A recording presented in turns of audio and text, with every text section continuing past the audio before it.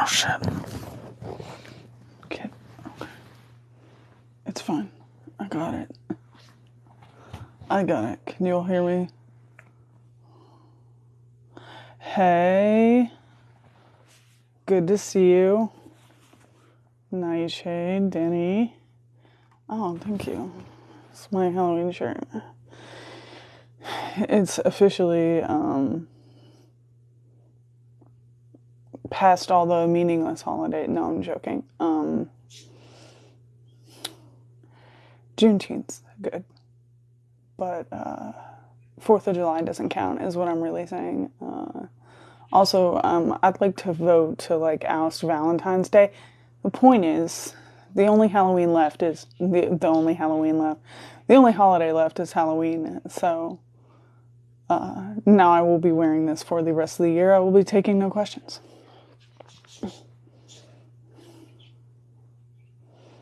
Oh shit, Christmas. Forgot that existed. It doesn't exist to me, so we're skipping Christmas.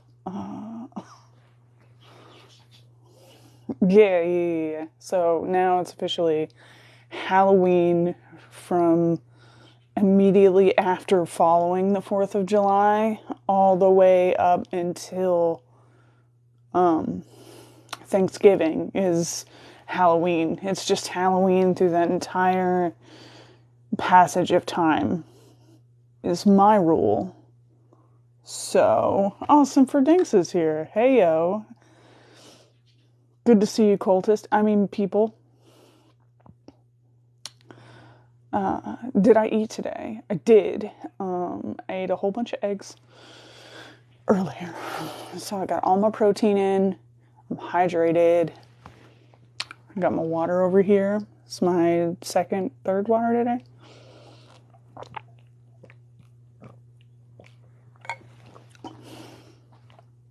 So I'm hydrated and everything. You don't even know. I'm so hydrated right now. Who? What? No. Okay. Sorry. Oh, there's notifications. I thought I had those turned off.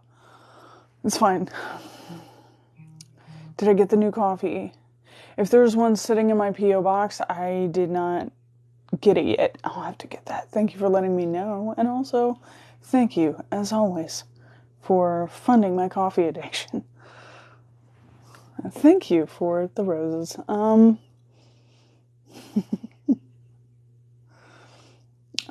glad this is solace for a few of you. Thank you for the roses.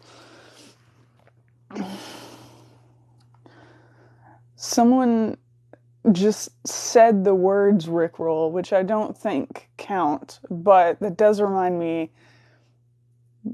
Swiftblood has just been continuously Rickrolling me for about a week now, which has been thoroughly enjoyable to me because I actually really like Rick Astley, and that's totally fine with me.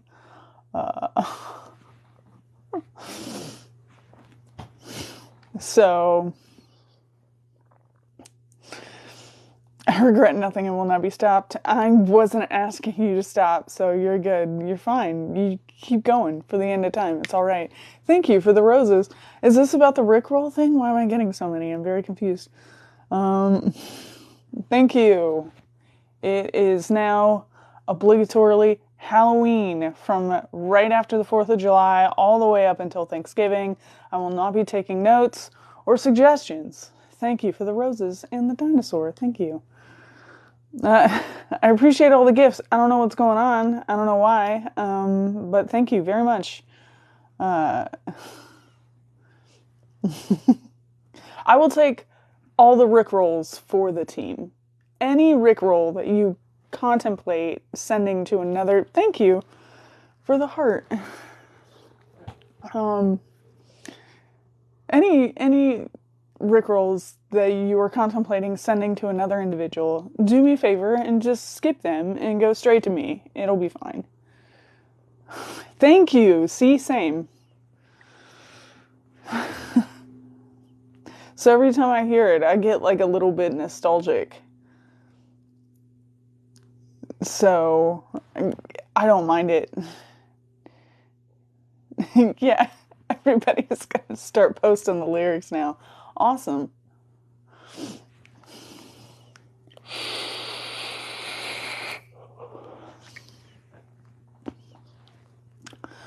But yeah, so you can just go ahead and fire away all the Rickroll TikToks straight to me, because I think they've evolved and they have their own version now of, what is it? Is I don't know I cannot think of it right now. And I know it's like a natural sort of evolution. Thank you for the hearts and the roses. I appreciate you. Yeah, I know someone's just tapping. I can see the little hearts. Thank you for what? Why? Okay, thank you. I appreciate the fire. I don't know what's going on today. I normally don't get this many gifts, so I'm very confused. But I appreciate you. You're so confused as to what a Rickroll is. There was a song by an artist named Rick Astley where it's never gonna give you up, and they would take that song and do the same sort of thing where they would lead you up with a video and then just cut to Rick Astley singing the song, and they've kind of reinvented it now with a different song and a different artist. But the concept is still the same.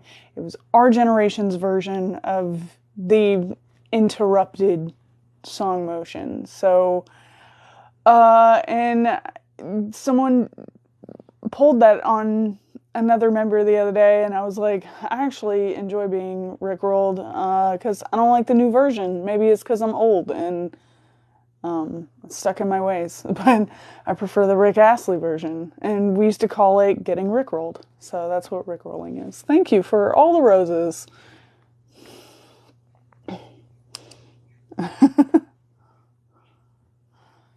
I appreciate you.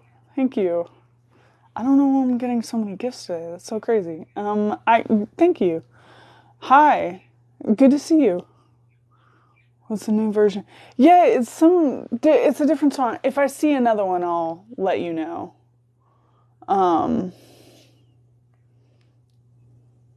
But it's like a different song, and it's like, it's a gotcha video, but like with a different song. And the first one I heard, I was like, is this the new generational version of the Rickroll? Just now they call it something else.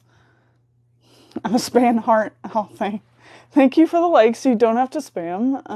You can if you want to, but you don't have to keep tapping the screen. People kept doing that one day, and I was like, people are gonna get tired of doing that. You don't have to. So I appreciate it, but don't wear yourself out. You missed me. Aw. Well, I'm glad you're here. Hi. Hello. There's more people in here than usual. Am I missing something? Am I missing something that's going on? Is this a conspiracy? Am I getting canceled? I don't know.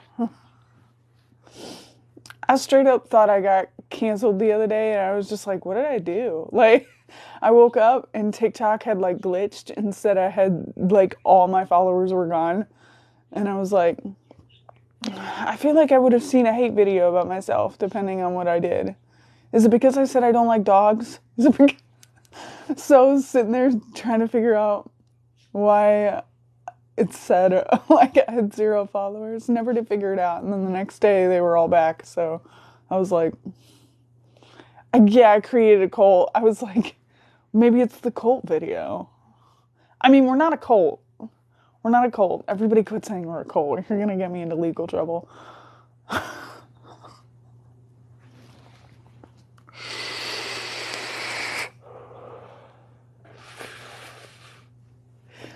That's not a cult. That's just a bunch of people drinking coffee out of the same, conveniently the same mug. There's nothing conspiratorial about that.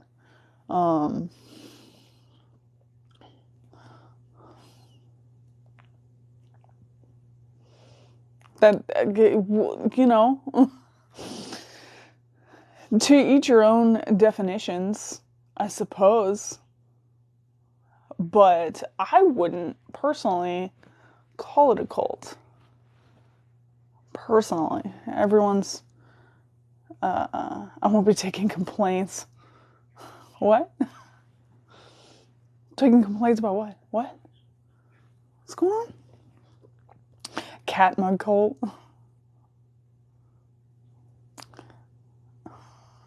I do conveniently have a lot of cult paraphernalia. That was a misstep. No. It's a joke. It's a joke. We're not really a cult. I would never want to control any of your support groups' thoughts or actions. I do not think that cult mindsets are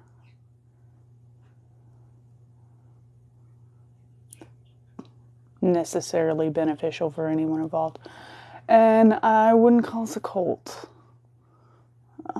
Mostly because I know too much about cults, and I can joke about it to an extent, but to some degree, I'm like, I feel like that's offensive to people who have been in cults and have like gotten out of a cult. Things can be culty. Are we a little bit culty? Kinda. I'll sign off on that. But we're not a cult. We're a religious organization. No, don't do that. That's the entire point. I'm supposed to be putting you to sleep. I'm going to read you all a bedtime story. Oh, yeah, and if you are new here and you don't know what's going on, I read you a story from a book that we've been reading. We're on the 4th one of the Brothers Cabal series, and if you're unsure about what that is, or this is your first time joining us, you can go to the link in my bio, hit the YouTube button if you want. You don't have to, but the rest of the books are on there. The first 3, and also the lead-up chapters to the ones that we're going to be reading today. And it's following a necromancer named Brothers Cabal, who is obsessed with perfect reanimation with the soul intact. And this is his journey. And this particular book is following his brother, Horst, who has mysteriously been reanimated by a weird cult calling itself the Ministerium. And their aims are kind of unclear and kind of shady, and he's not really sure he wants to join them. And we're gonna read some more about Horst's experience today. So, if you don't want to get spoiled, and you want to know what happens with the lead up before this, you might want to leave now. Like right now. Like get lost, and then go figure it out, and then come back here when you're ready. We'll wait the necessary several hours for you to get finished with that, and then you can show back up and we will resume. But you have to go now to do that, to take advantage of that.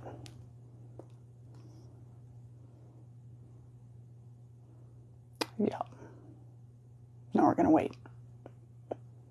We're gonna wait until they get back.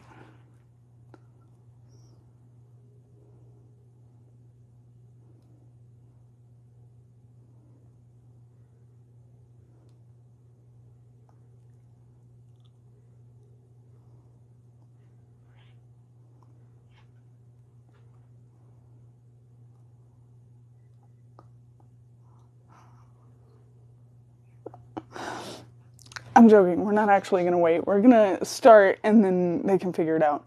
I wanted to wait until the number decreased.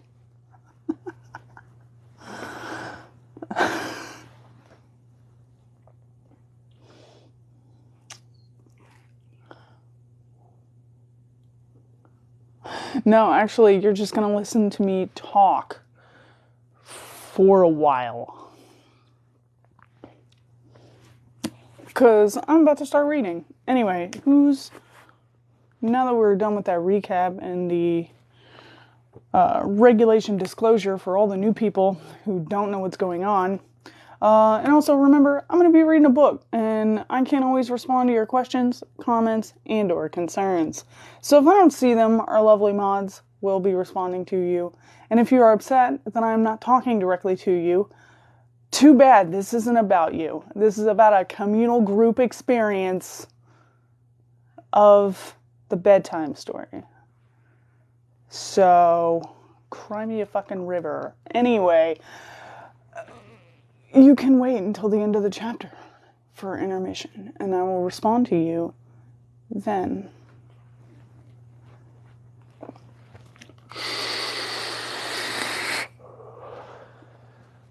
Alright, twos in the chat. Twos in the chat, we all good to go? Sweet, okay. Chapter 4, in which the dead walk and the living fall. Horst awoke with a feeling familiar from his mortal life, a feeling that he had done something the previous night that he would regret in the morning. That he awoke in the early evening of the following day did nothing to diminish that sense. He lay for several minutes within the darkness of his coffin, putting off the moment when he would have to lift the lid, climb down onto the step stool he had found tucked away in an alcove, and face up to the consequences of his weakness with Lady Misericord. He wasn't sure whose morals he might have outraged in doing what he did, but he was confident that he had managed it nevertheless. He pushed back the lid and rose to a vertical position as if his feet were attached to some ghastly hinge. It was a trick he'd learned some time before, and while he had no idea why vampires should be able to do such a thing, he was glad that they did. Getting vertical without it would have involved a lot of half rolling and hanging a leg over the side, and the silly silk bow would have likely fallen off the bier, and it would all be terribly undignified. As it was, it transpired he had an audience of the slow clapping variety. "Devlin," he said, jumping lightly down. "How boring to see you. You know, watching somebody sleeping could be construed as a bit creepy." Devlin leaned against the wall and crossed his arms, years of practice at playing the bad boy evident in his every move. "We get off on the wrong foot, you and I. We're on the same side, after all." Horst wasn't sure that they were. Lady Misericord's succulent neck and divine blood aside, there was little he found to commend about his recent experiences. There was a brief inherent throughout the Ministerium's thinking that all the creatures, like him, would eagerly embrace the concept of a land of the differently alive, but he, for one, just wanted to be left alone. The part of the plan assigned to him, for example, began perforce with a need to raise an elite cadre of vampires. Raise, here, used in a more ghoulish sense than the most recruiters would be familiar with. He had never ever infected anyone else with his condition, and given how unpleasant he found it, he was loath to do so. The very idea of spreading vampirism, when he would happily have cast it off in a second if the means were provided, disgusted him. Yet, here he was, taken on as a human plague rat. Feeding was pleasant enough, and here he was briefly distracted by memories of Misericord's skin, the taste and scent of her, the effortless breaking of her skin, and the smooth slide of his fangs into her flesh, the first spray of hot life onto his tongue before he fastened tight to her alabaster throat, and Horst blinked, trying to recover the thread of his thoughts. Oh, yes. Feeding was pleasant enough, as was the speed, the strength, and the ability to cloud minds. But they were balanced against being a monster, and that had never once been a feature in any of his planned careers. He missed the sun. He missed daylight and blue skies. He missed not being a target for vampire slayers. He missed not having to talk to snotty werewolves. Yes, perhaps we did, Horst lied, confident that the wrong foot was exactly the right place to be with the likes of Lord Devlin. You seem very at home, he added, letting especially when uninvited in other people's rooms float around unsaid. How long have you been here in the castle? I was the second to arrive. That was about a month ago. Lady Muck was here first. Got her legs well under the table, that one. Had laboratories set up and everything. They even provided her with staff, scientists and whatnot. Horst could not hide his surprise. How much money have these people got? Devlin shrugged, pleased at the impact the news had. Who knows? I think they more or less own this country, run-down little shithole that it is. You've been out of the castle. Ways and means, old man. Ways and means. His smile turned to a grimace. It really is a dump, though. You're not missing much. Even so, I'd like to sample the nightlife, so... Devlin looked at him, slightly amused but thoughtful. Soon enough. Soon enough. Without another word, he turned abruptly and walked out. Horst was disinclined to pursue him. Instead, he waited until he was sure Devlin had sufficient time to be thoroughly gone before venturing out into the main room.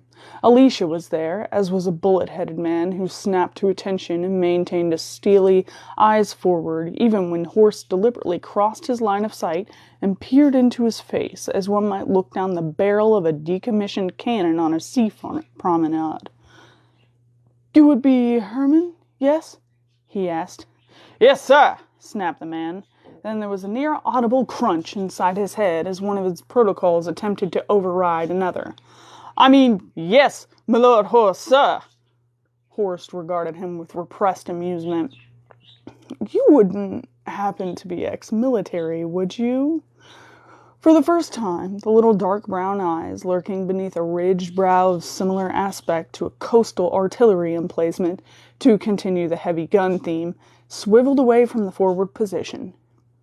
Yes, my lord, he spoke slowly and with obvious suspicion. It's in your bearing, explained Horst, settling on the most flattering lie with the acuity of a practiced wastrel. Shoulders, chest, you can tell a trained military man a mile away. This seemed to placate Herman, for his eyes slid back to stare ahead.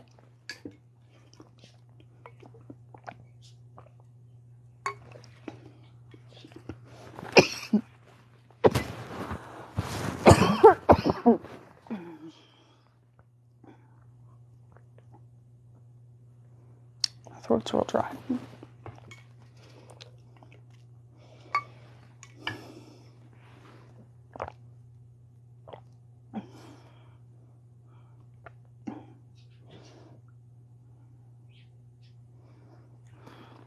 Okay. Horst turned to smile at Alicia, but as he did, he noted that the ottoman sofa on which Lady Misericord and he had, in their own ways, enjoyed a meal, was now neatly arranged once more. When he finally faced Alicia, her expression was prim to the point of hostility.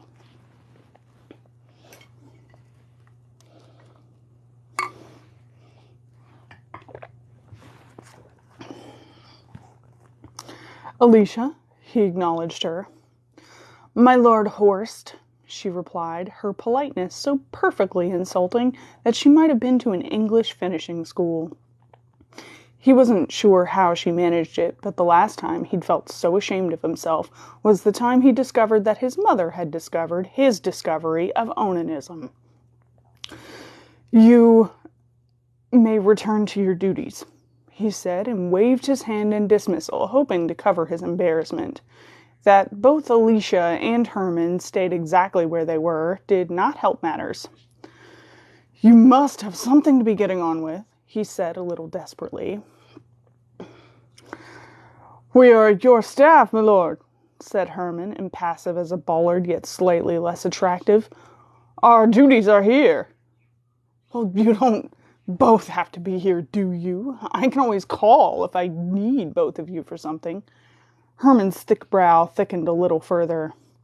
Like what, my lord? I don't know. I'm just talking eventualities. He looked from one to the other with an emotion that sidled between exasperation and desperation. I'm sure you don't both need to be here every last minute of the night, he added, old habits proving remarkably tenacious. Alicia looked around. I suppose I could tidy up, my lord. Again. I, said Herman, fervor glowing in his eyes, shall polish your shoes, my lord. Horst started to protest that he hadn't really had much of a chance to dirty them yet, but Herman was already collecting Horst's pristine shoes from his dressing room to go off and make them more pristine still, if such a thing were possible. Moments later, and a peremptory door slam later, Horst was alone with Alicia. Look, he began awkwardly. I detect some distinct hostility that wasn't there the last time we spoke. By a process of deduction, I'm assuming it's something to do with last night. None of my business, my lord, she said. She went to a low door in the bathroom and recovered cleaning supplies from it. Horst watched her as she made herself busy with a can of metal polish, a soft cloth, and the fittings. He felt unhappy and uncertain why he felt so. She was right, after all. It was absolutely none of her business. Yet she was the closest thing to a normal person he had met since his unexpected return to the world of the near-as-damn-it living, and he missed the moment of friendly intimacy he had with her the previous night, when she had been a nice lady called Alicia, and he had been a nice enough gentleman called Horst. Now he was the Lord of the Dead again, and she was somehow aloof of him for all the apparent imbalance of power between them. He sank into an armchair and watched her work for 5 silent minutes. Then he said, I don't want to be Lord of the Dead, you know. She paused, and polishing a candelabra, then continued without any further response.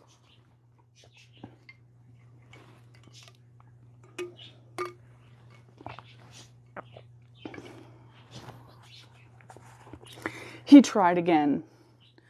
I'm just Horst Cabal. I never asked to be this. I never asked to be risen from the dust by the ministerium. I never asked to be here. Where is here, anyway? Nobody tells me anything. He rose to his feet. Apart from you, you're the only person who's spoken to me at all like a person speaks to another person. I'd appreciate it if you could talk to me like that. Again, the polishing never faltered.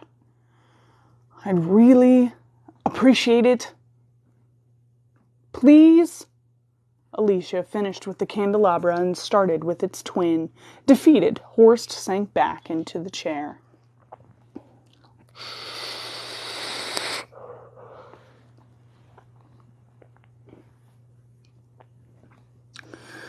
I didn't realize it was such an obsession with people in this castle. Look, if you're envious about Lady Misericord, you don't have to be. We could, you know. Alicia turned to face him across the room. We could what? Exactly, my lord. I could? Horst had a feeling that he was no longer on thin ice, but had already fallen through it. Now his every action was tantamount to flailing uselessly and making things worse.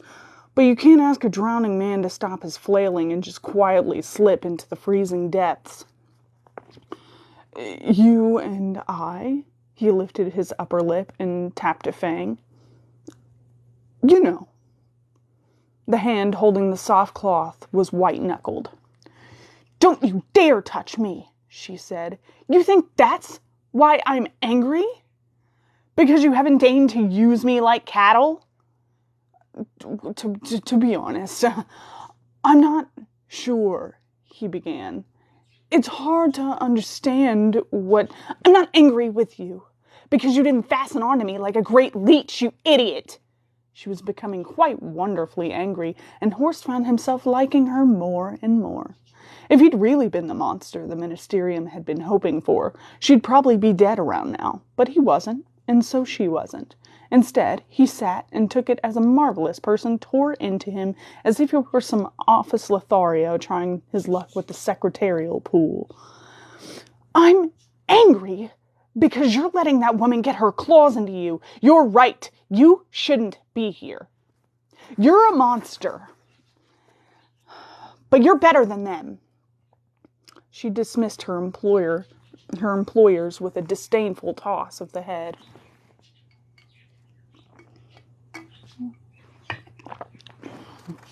You?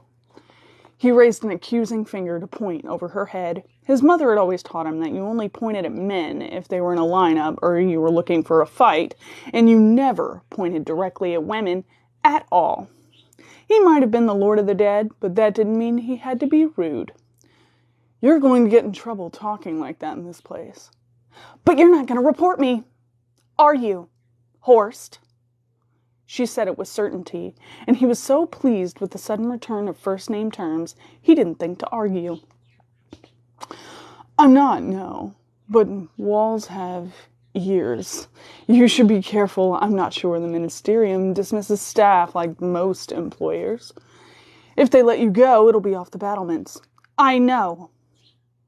He leaned back, hand behind his head, and looked at her seriously. It felt strange, this slipping into a conspiracy within a conspiracy, but he had to say he preferred the company in this one. You're taking on a lot of trust. I could be as bad as them. She shook her head. You've only drunk from people who've willingly given to you that privilege. Not quite true, he corrected her. I didn't give what's-his-name much choice. And Koss, him. Alicia wrinkled her nose. And Koss is an arse, she said, and they both giggled childishly. Don't call him an arse, Horst chided her. I don't like the thought of drinking from one. To which Alicia pulled a face, and then they giggled again, mainly at her reaction. Alicia sobered first. That won't happen again, though. You know that? They won't give up any more of their precious blood for you. And their new order, there'll be people to provide it.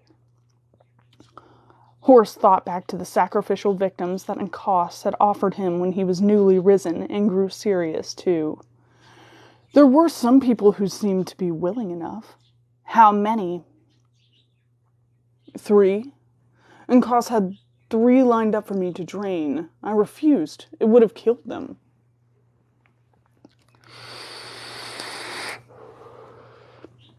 Alicia shook her head. No. You'd have risen them. 3 women, was it? Horst started to nod and suddenly realized the significance of their sex and number. Are you seriously trying to tell me that they were to be the brides of Cabal? I'm perfectly serious. They want Vlad Tepes, and they're using Bram Stoker for their research. They thought 3 brides was the necessary number because that's what it said in the vampire instruction book. In any case, apart from carefully chosen candidates for you to convert, your general care and feeding will not involve members of the Ministerium. She crossed her arms and looked at him critically. How do you think Alsiger and his cronies feed?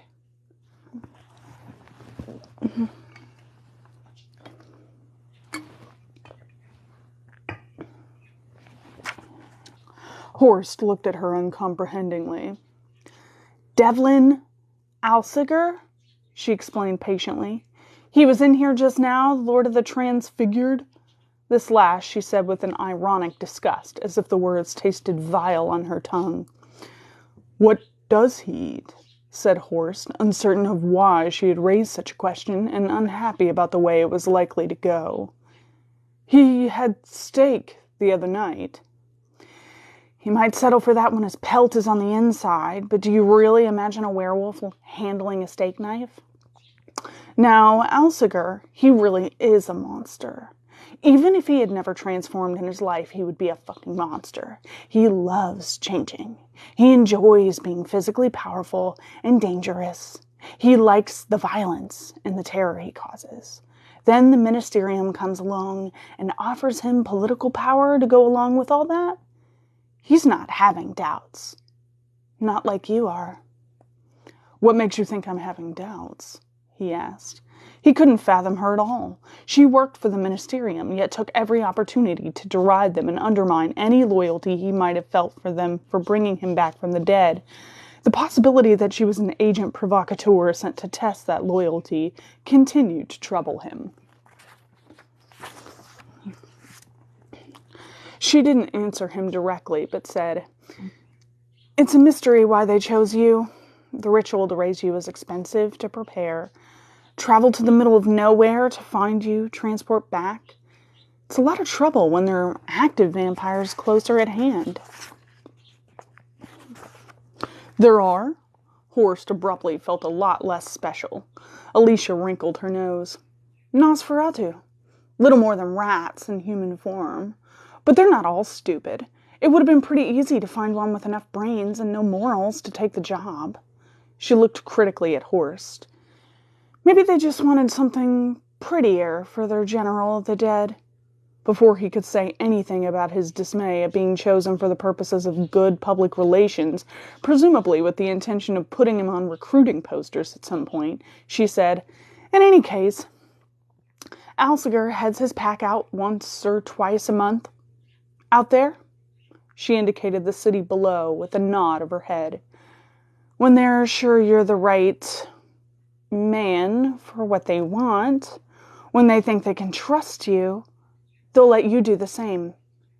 "Do what exactly?"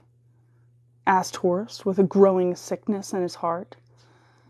"Leave the castle, go down into the city, find your own food." "Why would... That's what a Lord of the Dead does, doesn't it? You can go down there and feed and start making new vampires."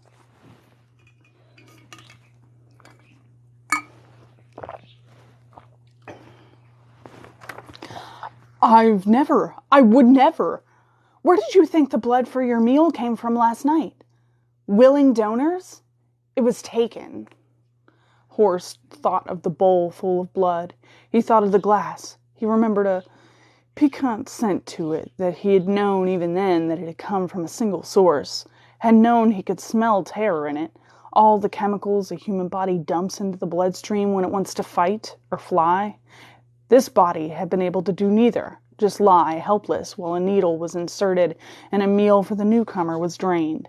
Over a pint of blood drawn. He thought of the empty glass. How good it had made him feel as he savored the blood and the taint of fear that came with it. Horst put the back of his hand to his mouth and stood aghast, his gaze flickering from the one section of floor to another, but all unheeding of anything he saw. He looked at Alicia. "Who are you? And don't say a friend. I'm not your friend," she replied, meeting his gaze unflinchingly. "But you're really not what we expected. I'm not so very sure that I'm your enemy either, after all." What does that mean?" Horst was confused, and the confusion was making him angry. He was starting to get the very distinct sense that when Alicia spoke of "we," she was not talking about the Ministerium Tenebra at all. "That you were?" Alicia started to reply, but never got that far. The muffled sound of a shot stopped the words in her throat. She looked at the window. "Sometimes there's shooting in the city," she said. "There's almost no law down there." "No." Horst was heading toward the door. "That came from inside the castle."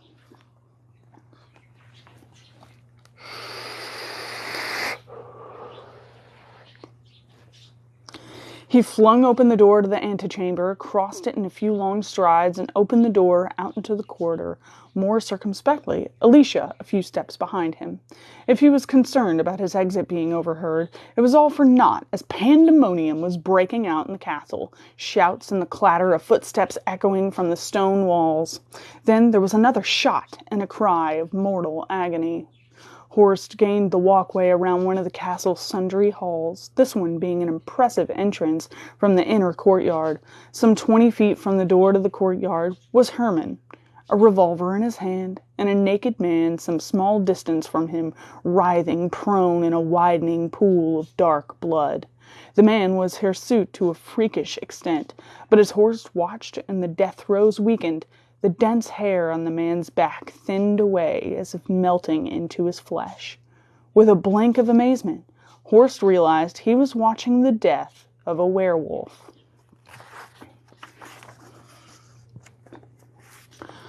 Herman backed away toward the door, his revolver swinging from side to side, a warning to anyone else who might be foolish enough to try and stop him. Horst watched events playing out, utterly confused. Why had the werewolf attacked Herman? Weren't they all on the same side? One big happy family of conspirators ushering in a shiny new age of monsters' rights? Then the door swung open, and Herman turned to face this new threat. For a moment there was nothing visible outside. Then something moved slowly, walking steadily and implacably towards Herman. From somewhere, Lady Misericordia's voice rang out. "Keep your people away from him, Lord Devlin. No more need die. I shall deal with this." A moment later, the reason for her confidence became apparent. Why risk the living when the dead are available? The shape in the door resolved itself into a walking corpse, appallingly thin, its clothes hanging as loosely upon it as its own skin. Without hesitation, Herman shot it in the head, and it fell without a sound, but for the faint crump of dropped laundry. Already there were 3 more behind it, and beyond them in the darkness of the courtyard that terrible, ponderous rhythm, like a deathly pendulum marked by the walk of the dead. Belatedly, Horst was beginning to realize that perhaps Herman did not hold the ministerium in very high regard.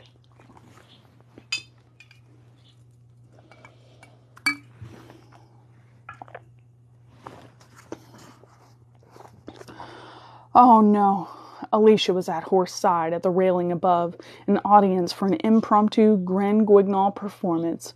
Her voice was barely above a whisper, quavering with emotion. "Herman!" It was impossible that he could have heard her, yet he looked up and saw them there. He did not waver or show the slightest expression or manifest fear. He only spoke, not shouted, a single word, and it came to them as if he had been standing a pace away. "Run!" Then he turned, dropped 2 more of the revenants with perfectly placed bullets to the head, and then without hesitation placed the gun barrel in his mouth, angled up towards the center of his palate, and fired the last round in his revolver.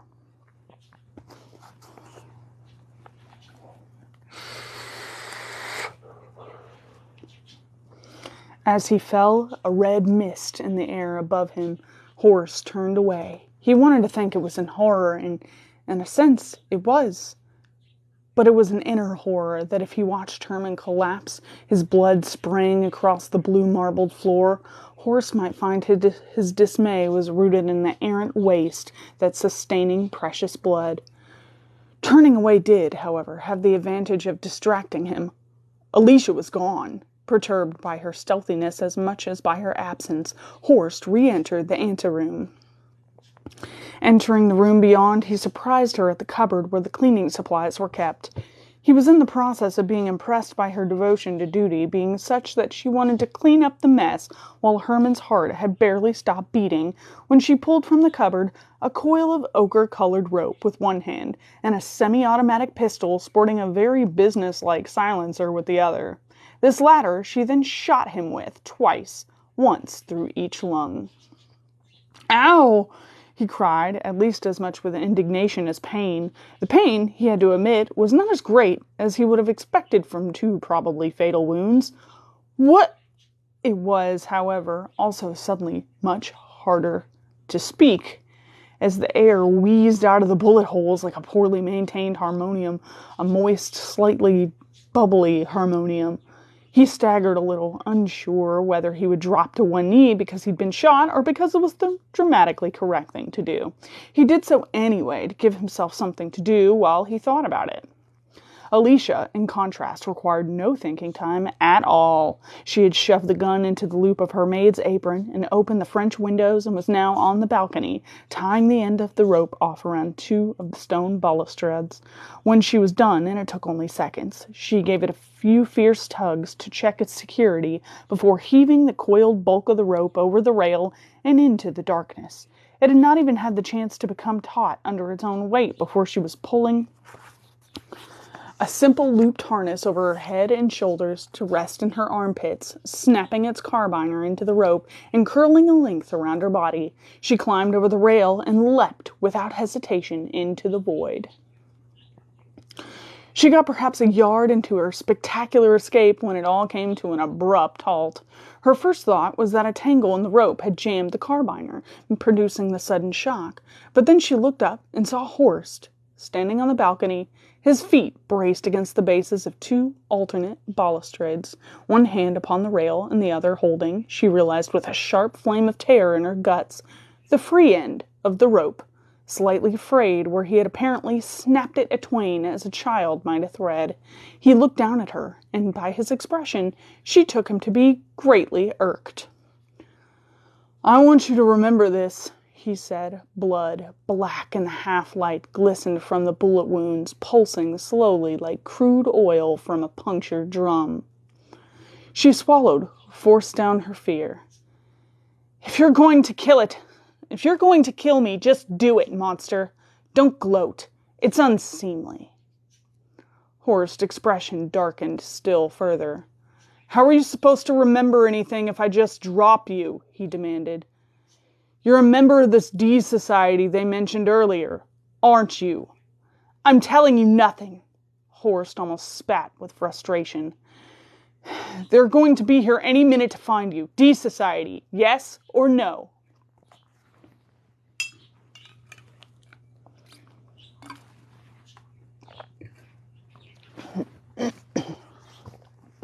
She said nothing, but looked defiantly up at him, and then gave a quick glance below. Horst was sure she was gauging how far she could repel before he let go, and whether it would make any difference to her chances. The quickness of the glance and the fact that she didn't then try to go any further assured him that she had arrived at the conclusion that the only difference conceivable was a fractional one in the depth of the crater she would make on impact with the riverbank below. "I'll take that as a yes. You're opposed to the ministerium?" He didn't even wait for the answer this time. "Good. I can't say I like them either. Go. I'll tell them I threw you in the river, but you and we're having a serious conversation soon. I'll look for you." Alicia looked at him somewhat dumbfounded, and he found he had to waggle the rope a little and repeat, "Go!" to motivate her. "I'm strong, but I'm not Atlas. I can't hold you up forever."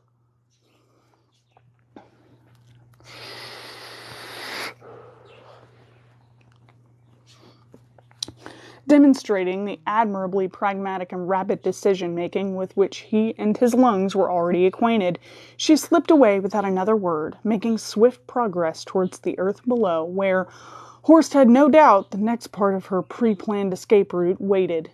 Perhaps a dehydrated bicycle or a folding horse. He could put nothing beyond her.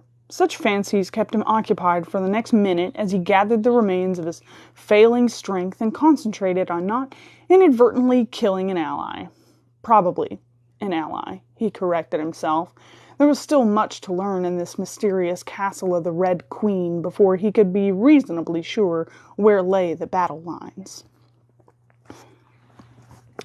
Devlin Alsiger crashed through the door some 20 seconds later. He was a good 18 inches taller than he had been last time Horst saw him, and a great deal hairier, but he still bore the very distinctive swagger and a poor choice in cologne. The werewolf stopped abruptly when it saw him, forcing a little backpedaling as his claws skittered on the polished stone of the floor. Still, he did it with an agility, and it had to be admitted, a soupçon of panache that rendered the performance quite stylish rather than ridiculous, and for that Horst disliked him all the more. Devlin made an attractive werewolf, all rippling musculature beneath a pale gray pelt of beautiful fur that curled and ran in waves as if part of the metamorphosis involved a small army of cosmetologists and a gallon of hairspray. "Where is the bitch?" he roared in a voice that would have shredded the larynx of a stevedore. "Bitch?" said Horst mildly. He arranged himself in an armchair with elaborate nonchalance. "Why, were you planning on mating with her?" He found himself unexpectedly unimpressed by the presence of a werewolf. He had, after all, spent a year of traveling carnival and had thus spent plenty of time with freaks, monstrosities, and other members of the public. A massive, powerful man-wolf hybrid, a creature of primal myth, was therefore disappointingly underwhelming. All the more when you understood that its human form was a scoundrel, a poser, and an awful dick.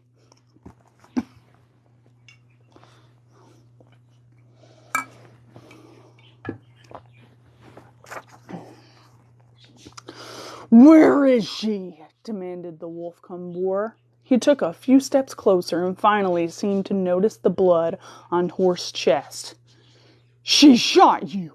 His tone implied Horst had allowed himself to be tagged in a playground game and therefore ended up kissing a girl or something else equally horrid. There was certainly an air of the class bully in the way he said it that made it through the wolf's vocal cords of rusty piano strings. "She certainly did," agreed Horst. He grimaced slightly. A man finding a strawberry pip stuck between his teeth. He coughed once, then again more violently, and spat into his hand. He held his expectorate up between thumb and forefinger, more solid than one might expect, and slightly shiny. "Ah, a souvenir. A .32 caliber, I think. The other did me the decency of going straight through, so yes, she shot me. And you can see the good it did her." "Where is she?" repeated Devlin, low and threatening. Horst tutted, a first-class passenger who'd just discovered some ruffian in his train carriage. "I threw her out the window. I heard a splash after a few seconds." He rocked his head while he recollected the moment. "Quite a few seconds. You don't realize how high up we are until you throw somebody out of a window." And here he paused and looked significantly at Devlin. "She still managed to shoot you." Devlin's wolfishness was slightly in abeyance, the muzzle shortened, the hair less flowing. Horst hoped he wasn't going to change all the way back, since he was naked, and Horst had endured enough unpleasantness for one evening. "I was distracted by the commotion in the hall," explained Horst, keeping his tone light and bantering enough to be profoundly insulting without being obviously so.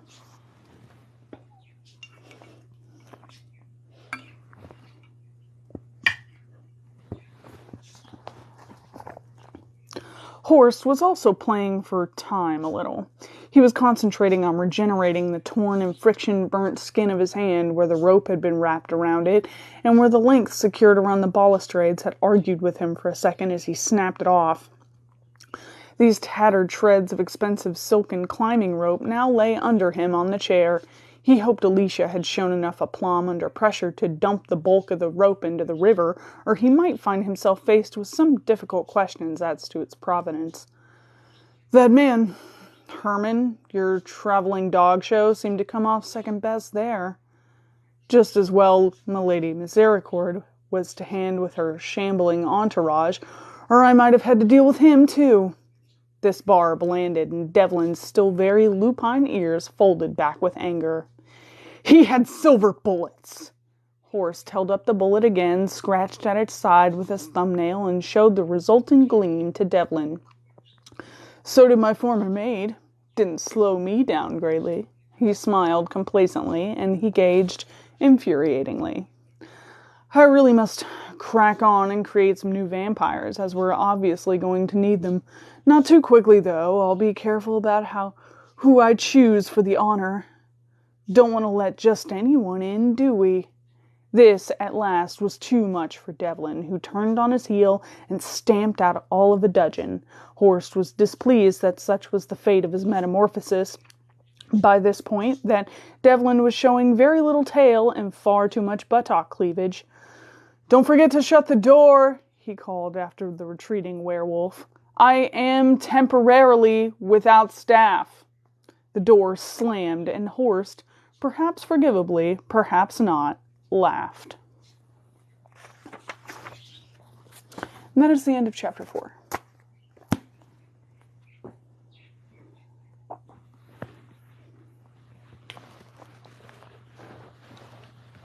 So, shit's going down.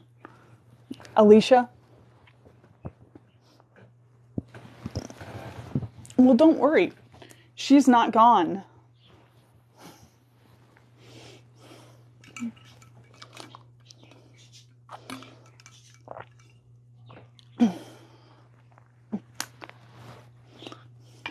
You know what? If you did, if you didn't, that's cool. That's fine. Someone got a nap.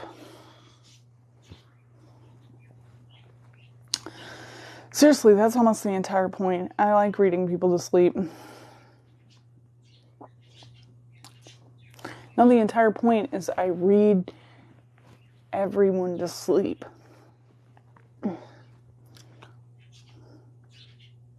If you don't periodically get on the YouTube and put my video on to go to sleep, I will be sorely disappointed that I did not achieve the goal. Good. Everybody get your cats. Everybody get your cats, your blankets, lay down. Put the cat on you. Let it lay down. Cover up. Make some tea. That's how you make the most of this, I feel like. Yes.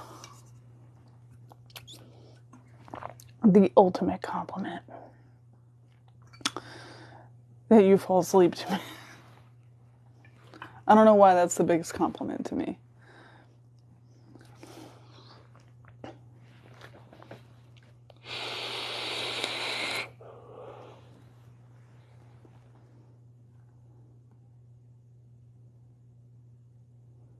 Aw, Lucy's here. James the cat is passed out.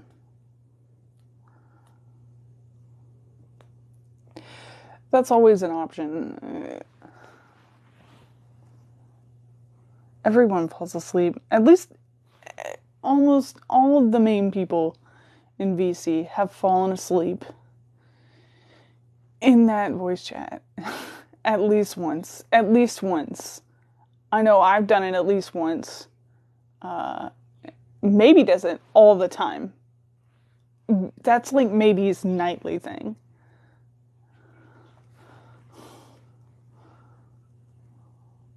Oh, good. I'm glad I'm helping with anxiety. If you couldn't tell from the name, I also have anxiety. So, glad I can help.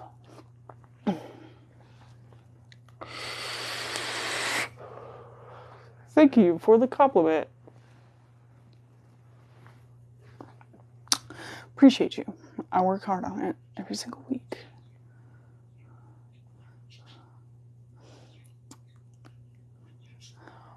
Banned? Banned how? Banned why? Banned what?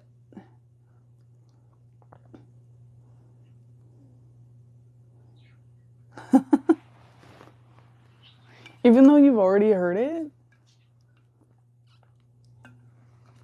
You know what happens. Then it's sleepy time. You gotta fancy it. What? What's happening? Did I miss something? What's going on?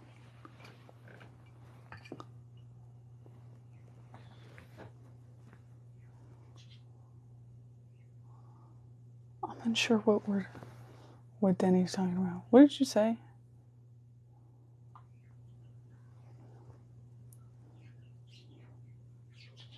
Oh.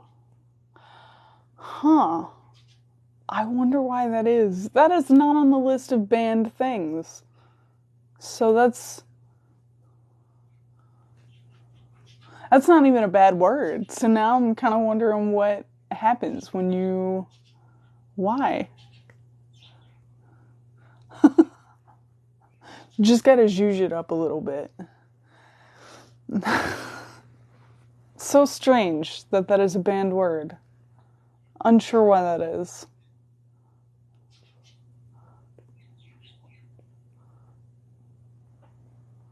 Suspicious. That's... Wait. I have it in the title of this live.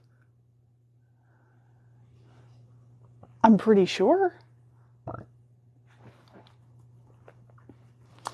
I'm pretty sure it let me put it in there. I don't know.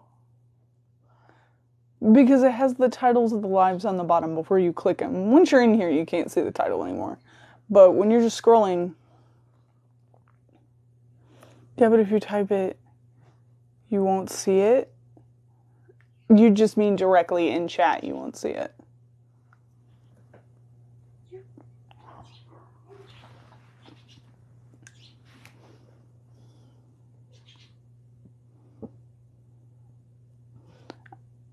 You can go now, Kay? Oh, are you gonna go check the...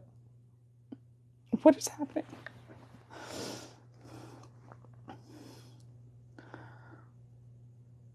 Maybe it's symptomatic of the day, but I'm having one of those days where, like, nothing seems to totally make sense. If that... When you're just sort of walking around like half stable, and people are saying things, but none of it sounds like English, and everything goes wrong for no reason. Huh. Okay. That's so weird. But yeah, I've been doing that all day, and I don't have days like this very often, so like, it's extremely infuriating, and I am... Thank you. That is what I'm cosplaying. Appreciate the compliment. But yeah, I've just been walking through this whole day, and it's been absolute nonsense. Just when you drop everything you're holding and every single cord gets snagged on something. I'm setting up the ring light and it's falling over every single time. I'm 3 minutes late. I can't find my microphone. Everything's wrong. It's just been like that all day. I woke up and I was like, no. But I couldn't go back to sleep, so then I was just laying there like, maybe if I concentrate very hard, I can fix it. Joke's on me, I couldn't. Yeah, little coffins. Little coffin gauges. Yes, everything is like items clipping in a Bethesda game.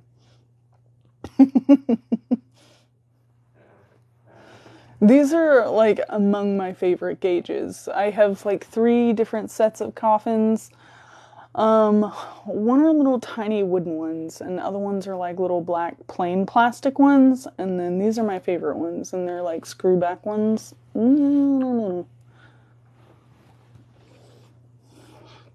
But as you can probably guess, I feature heavily on coffins. But yeah, it's just been like an all-day thing, and I've just been dropping stuff and knocking my mod over. I went to put...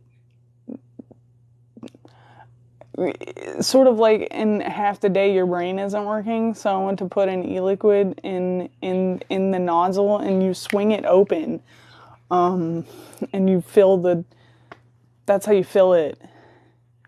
And I didn't do that.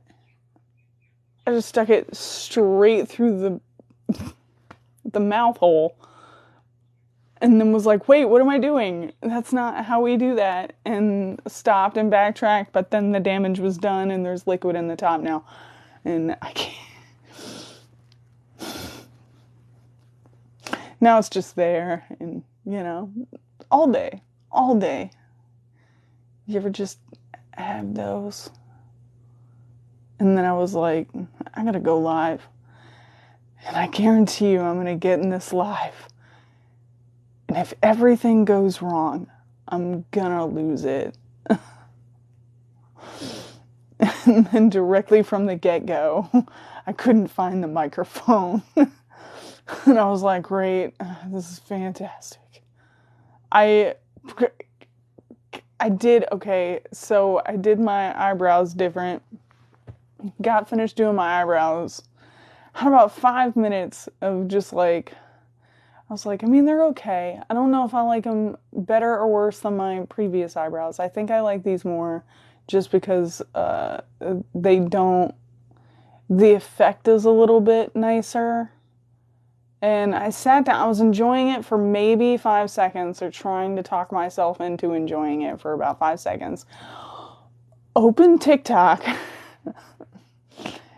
And there was exactly what I was attempting to do, but better than I did it.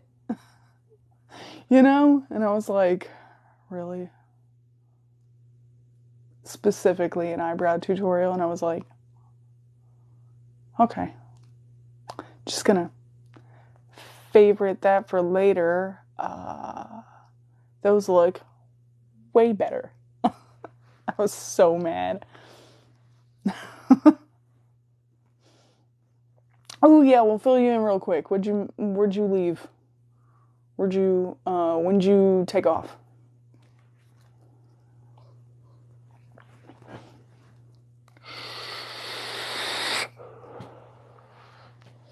What was the last thing that happened?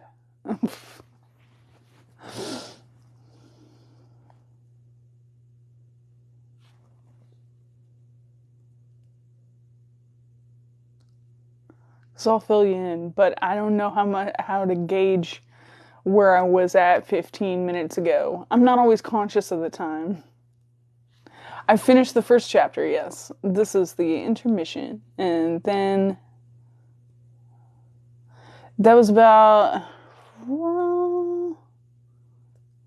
Yeah, okay.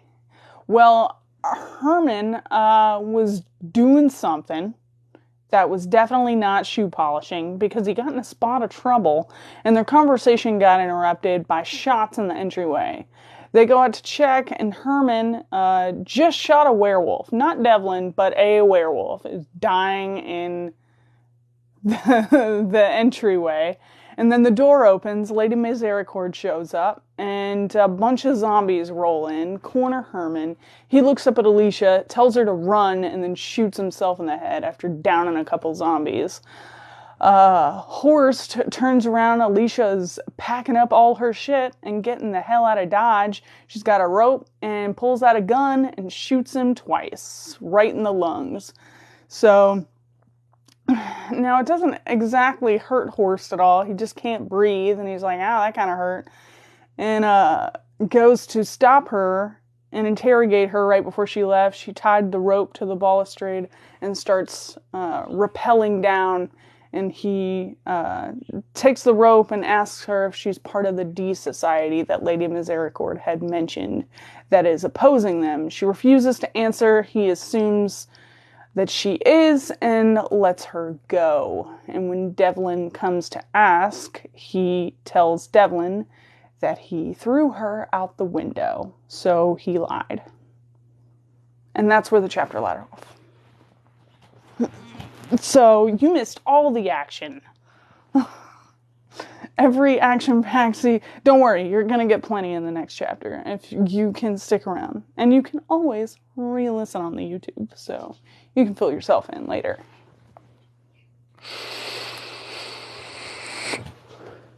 My back itches. And I can't reach it. Because shenanigans. Yeah, he was like, oh, I should get started on making some vampires because we're obviously going to need them, implying that Devlin's incompetent. Which remains to be seen. I missed it to go get some... what? Yeah. It's just a bunch of them going back and forth and insinuating the other one is trash. It's a fun time. If you have better social skills, you're really good in noticing that. Hello.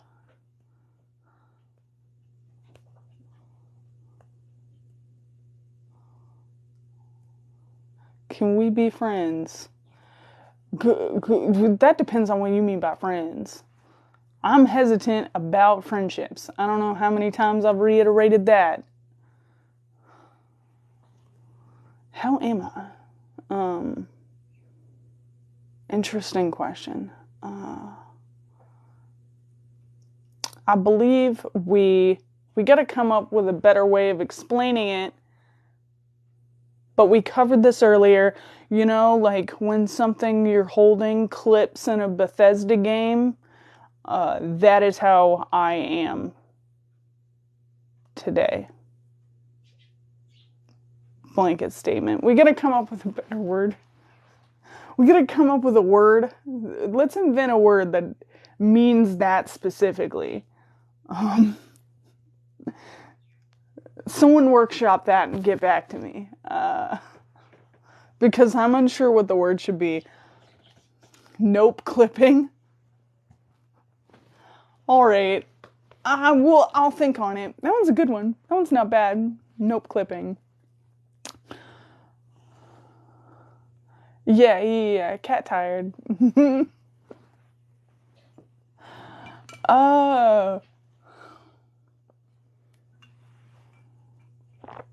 You know that sequence in Stray when you're running through all the wibbly woos that are like clinging onto your back? Feels like that. Feels like that. Brain nope. Yeah. Whoa. Alternatively, default settings. I'm gonna start saying that to people. How are you? Default settings. Dude, that game. It's a cat. It's a cat. You play as a cat, and you run around as a cat. What do you mean am I playing Stray? Loving it. Factory settings. Although, the one good thing that has happened today, other than this particular live where I get to read to you all, is that, this is illegal, but... No, I'm joking. I'm not joking. I don't know why I said I was joking. Yes, I do like Stephen King. We found Bakano, which is one of my all-time favorite animes of all time, in like a good quality. Like it's more, because I can't find like like reasonable Bakano. Mainly because it's so old, nobody liked it. Except for me. I liked it. I enjoyed it. Anyway. Little victories. Doesn't matter. Never mind. Forget everything I just said. That was dumb. No one's gonna even know what I'm talking about. I do like Stephen King. I do like Stranger Things. I have not watched it yet. I have watched the seasons previously. I have not watched the season that just came out. No spoilers, please. I am aware that I am a little late to the party sometimes because I get really busy.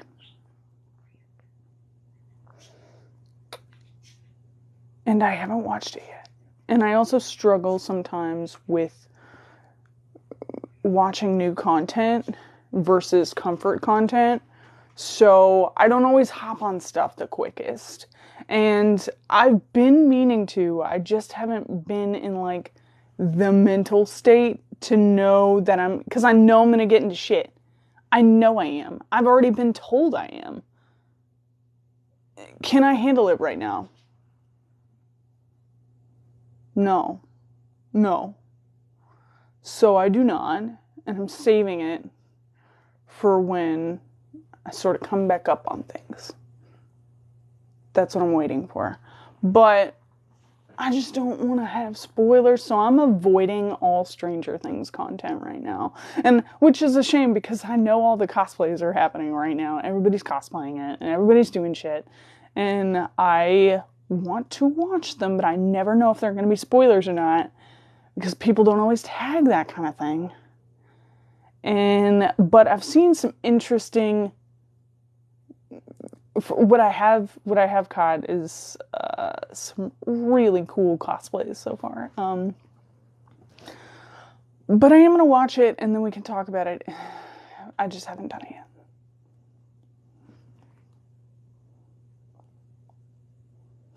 Oh no.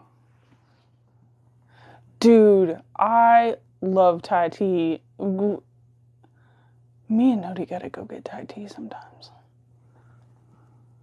Yeah, I know it's a lot of stuff, and it's one of those shows where it kind of, at least in like the previous seasons, it doesn't like stop, but it doesn't always follow what you want to see in the moment. It's like Game of Thrones, where it never stops. Shit never stops happening, but all the chapters switch up on you.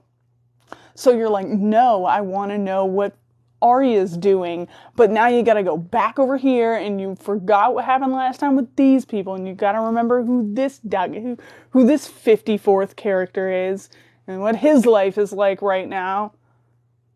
It's like that, a little bit for me. You gotta get a read on this new guy, that personality, and then by the time you're really into that, then it like flips over into someone else, and you're like, great, now I gotta get ready for this.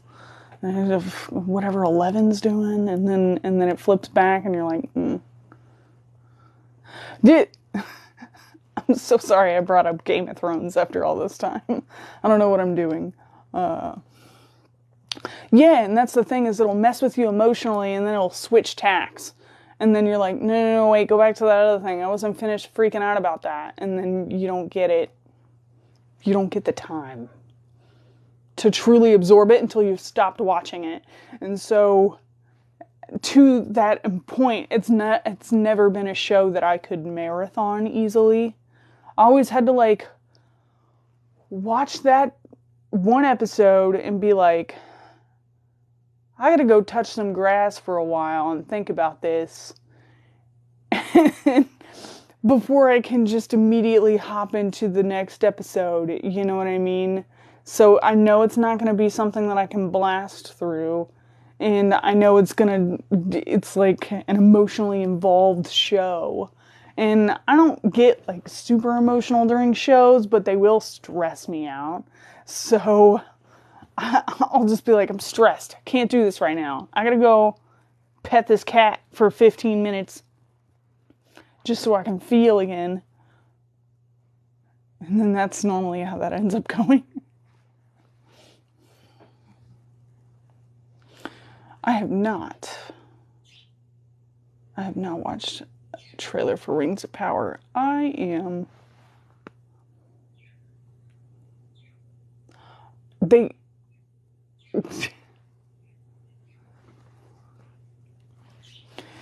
Yes, another cat person. Cat people in the house.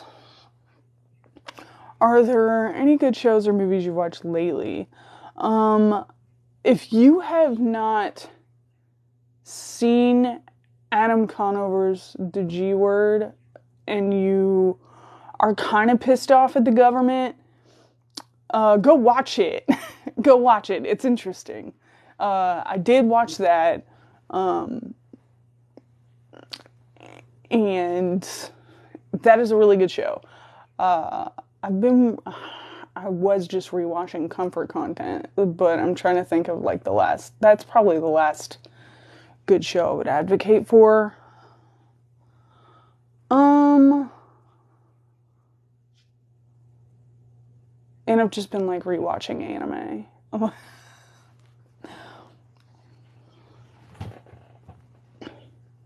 But I can't think of anything else. But if you're down to learn some weird shit about the government and the ways in, like, because I feel like so many people are mad about the government that they're not taking into account the nuance in some of the ways that it works. And so you can be mad about the government all day long, but some things it doesn't deserve to have lobbied towards them, and other things you should absolutely blame the government for. And and they have like a really good balance of when to be upset at the government and when to not be upset about the government. But it's called The G Word. And I believe it is on Netflix. Pretty sure it's still on Netflix. Adam Conover's The G Word. The same guy that used to do Adam Ruins Everything. It's Adam Conover.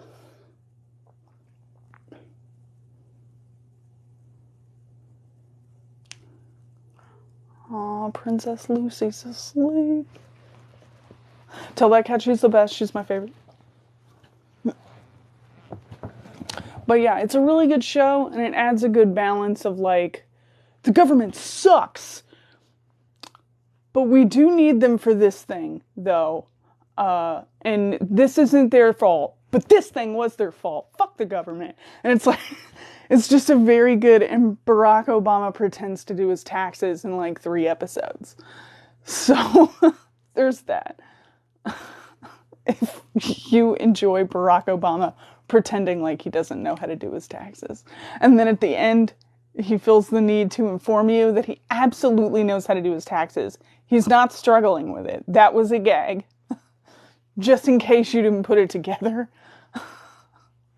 It's slightly ridiculous, but it's very fun. It's very fun, very informative, and kind of depressing, but just the right amount of like hopeful. Like, this is the way we can fix shit if we all get off our ass. Like, so it's a fun show. It's a fun show. I advocate for it.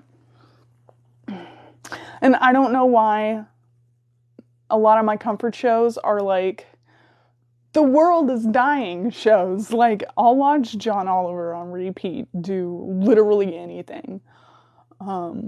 Batman could go off about toilet paper, and I will watch him do it. I don't care. But that is like my weird comfort content. So if there's some dude with glasses or a very funny POC writer who is angry in some way about something that the government has done, I'm going to watch it.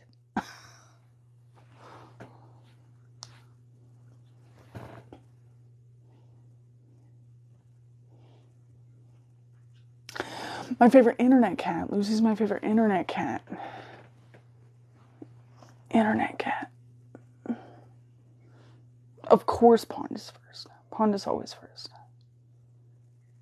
But that's only because I haven't met Lucy in person. And I have to spend at least 24 hours with a cat before I decide where on the scale. No, I'm joking. I love all cats, for real. Like, any cat that I'm thinking about in that moment is probably going to be my favorite cat. And it changes constantly. I love all cats. It's impossible to pick a favorite. They're all adorable, and they all have their own personalities, and they're all crazy. And I love all of them. I love all of them. I love all the cats. I want all the cats actively all the time. Any cat that I see, I want to take it home with me. I'm gonna take it home with me. We're still in a lobbying campaign for breakfast. I'm still not giving up on breakfast. But I am the cat. I am the cat person. And that's okay. To each their own. Swiftblood is also not a cat person. They have a dog named Toby that they try to pretend is a cat for the sake of these conversations, but it's not. It's a corgi, and it's not a cat.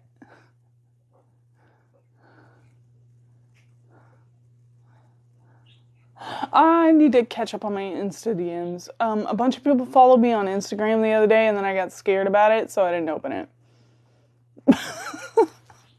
Sounds really ridiculous, but sometimes it be happening though. I get a lot of followers. I get scared to open the app, and then I don't do it. I just get a lot of anxiety, and I'm like, why are so many people following me all of a sudden? What did I do? Did I do something? What did I post? I haven't even posted anything. I don't know what's going on, and then I don't open the app.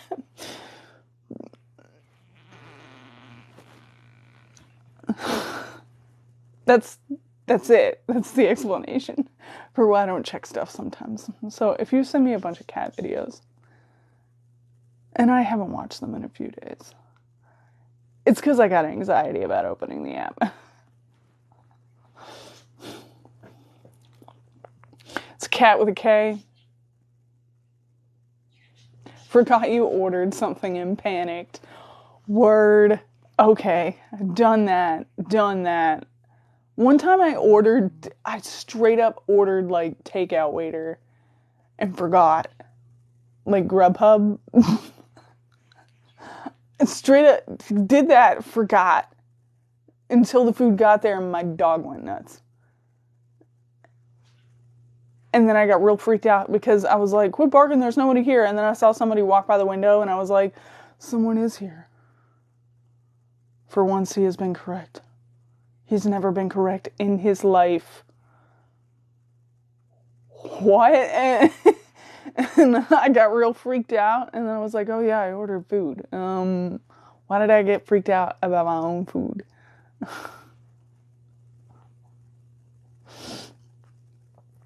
But for real, I have done that. I feel that hardcore on accident.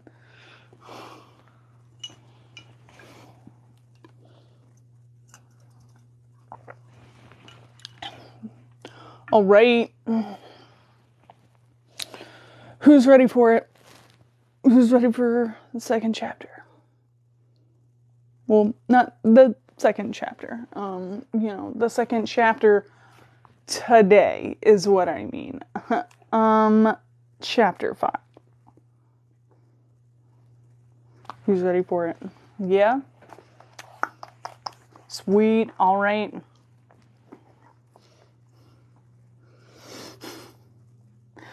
Cat facts are the palate cleanser, and they come at the end, but we will get cat facts.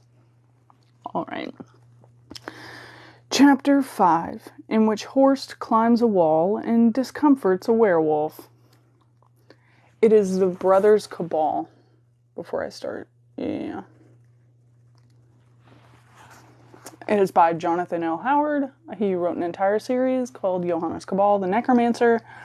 This is the 4th book, The Brothers Cabal. Just FYI. That way you know, and you can look it up if you want to. It took perhaps 20 minutes before it occurred to anyone that it might be a good idea to see if there was any trace of Alicia beneath Horst's window, and when they did, they neglected to bring along any of Devlin's gang of shape-changers who might have been able to find a scent. There was no body, and no rope in evidence, and they accepted Horst's story without demur, 2 bullet wounds and a scowling vampire lord being sufficient to close the avenue of inquiry. Horst changed his shirt, and his hand having already healed, he applied his will to knitting the chest wound shut. It proved tiring, and although he was able to close them, they were a long way short of healed. He obviously needed more blood. He made do with some gauze and surgical tape he found in a first aid box. The front wounds were easy enough, but the exit wound through his right lung proved awkward to get at, and he spent a frustrating quarter of an hour puppeteering a dressing into position, using far too much tape and a bathroom mirror. Not for the first time, he was relieved that the tale about vampires casting no reflection was, for his brand of bloodsucker at least, not true. For the first time, Horst was beginning to see that the true weakness of a vampire is not all the business with bursting into flame in direct sunlight, inconvenient though it may be, nor was it a vulnerability to stakes through the heart, as when one pauses to really think about it, that's rather a vulnerability of all animals, astonishing, yet true. Running water did not hinder him, nor did holy water or garlic cast him any great dismay beyond, "Oh, I'm wet," and "Oh, that's quite smelly." In short, being a vampire was not nearly as unpleasant as it might have been, but for the one great weakness that was the reliance on human blood. Horst had experimented with the blood of other animals, but quite apart from the inconvenience of stalking a sleeping horse or cow and the difficulty of penetrating horsehair or cowhide with fangs that aren't all that long really, the result did not warrant the trouble. Their blood was foul and offered little sustenance. Human vampires had evolved, or been created, depending on which authority one listened to predate on humans only. It was a nuisance, but there it was. A very great nuisance. He had been able to work around it in his previous existence. The life of a traveling vaudevillain with a carnival moving around the countryside had been ideal.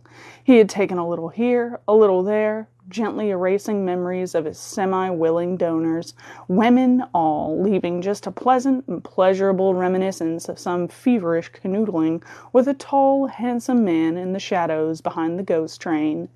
Not having a carnival to hand, he was at a loss as to how to refill his veins without resorting to the kindness of the Mysterium Tenebra. To do so would exacerbate the vulnerability that already troubled him. They would smile and bow and fetch him some blood from somewhere, from someone. Who knew what horrors they were perfectly delighted to commit on his behalf in the castle dungeons? However, they did it. He would ultimately be responsible. Possible alternatives, however, seemed little better. He could haunt the corridors and take, as was his wont, a little here and a little there, endangering no one.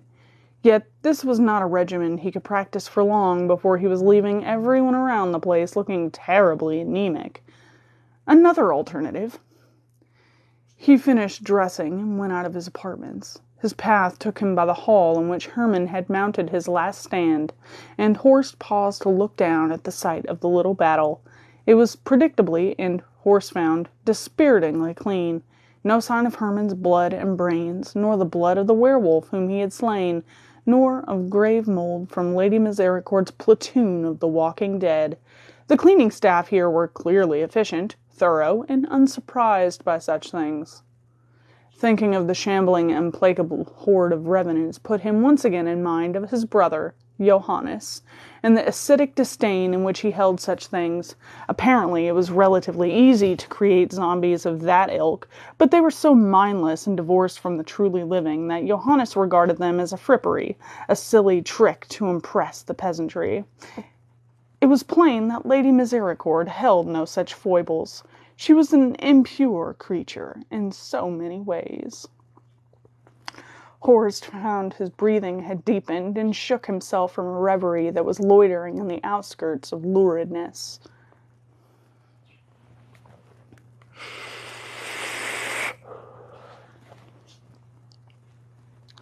He pushed himself away from the railing and wandered off with no great intention of going anywhere, especially. The corridors were not anonymous, littered with distinctive bric-a-brac that made navigation easy, a suit of armor with a helmet visored with a bear's likeness here, an occasional table decorated with a vase of only slightly dusty silk flowers there. He wandered past them all, unconsciously noting them, but otherwise steeped in thought and a growing hunger. After some 10 minutes, the unending artificiality of the surroundings began to wear on him, and he sought the open air. This he gained through a door in an unoccupied suite of rooms less imposing, yet more impressive than his own. Here the ceiling was of a slightly more human height, although still high, with delicate renderings in blue and white set into the plaster.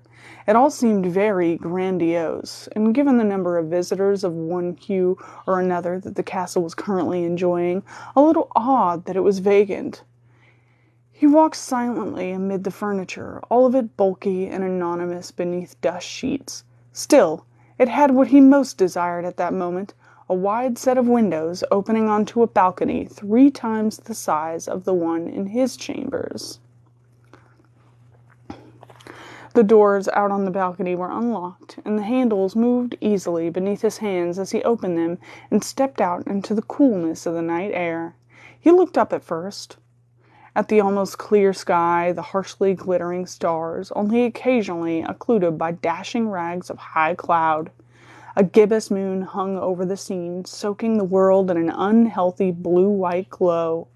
Then Horst looked down and was surprised to find the city below spread out before him. The river ran narrow here, no more than 30 feet across, and was crossed a little to his left by a covered stone bridge that finished in a drawbridge. This, he noted, was up. Beyond it lay a great square that must have been impressive when occupied by a crowd or a market, or even when empty. Now, however, it was home to a shanty town of sorts. He looked down at the few figures wandering hither and yon, and the fires that glowed in front of some of the lean-tos and caravans that made up this temporary addition to the permanent fiber of the city.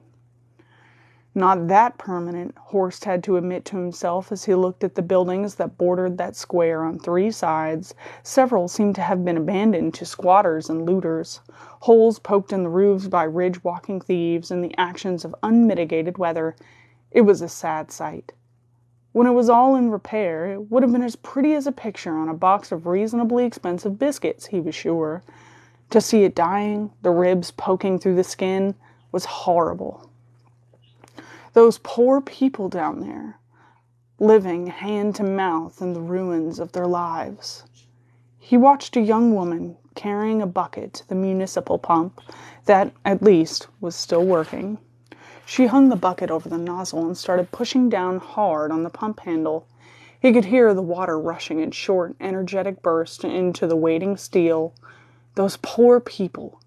He could see her back curve in the moonlight as she put her weight into it. Those poor, poor people. He could almost hear her heart rate increasing, could almost hear how her pulse hammered. These poor, poor, vulnerable people.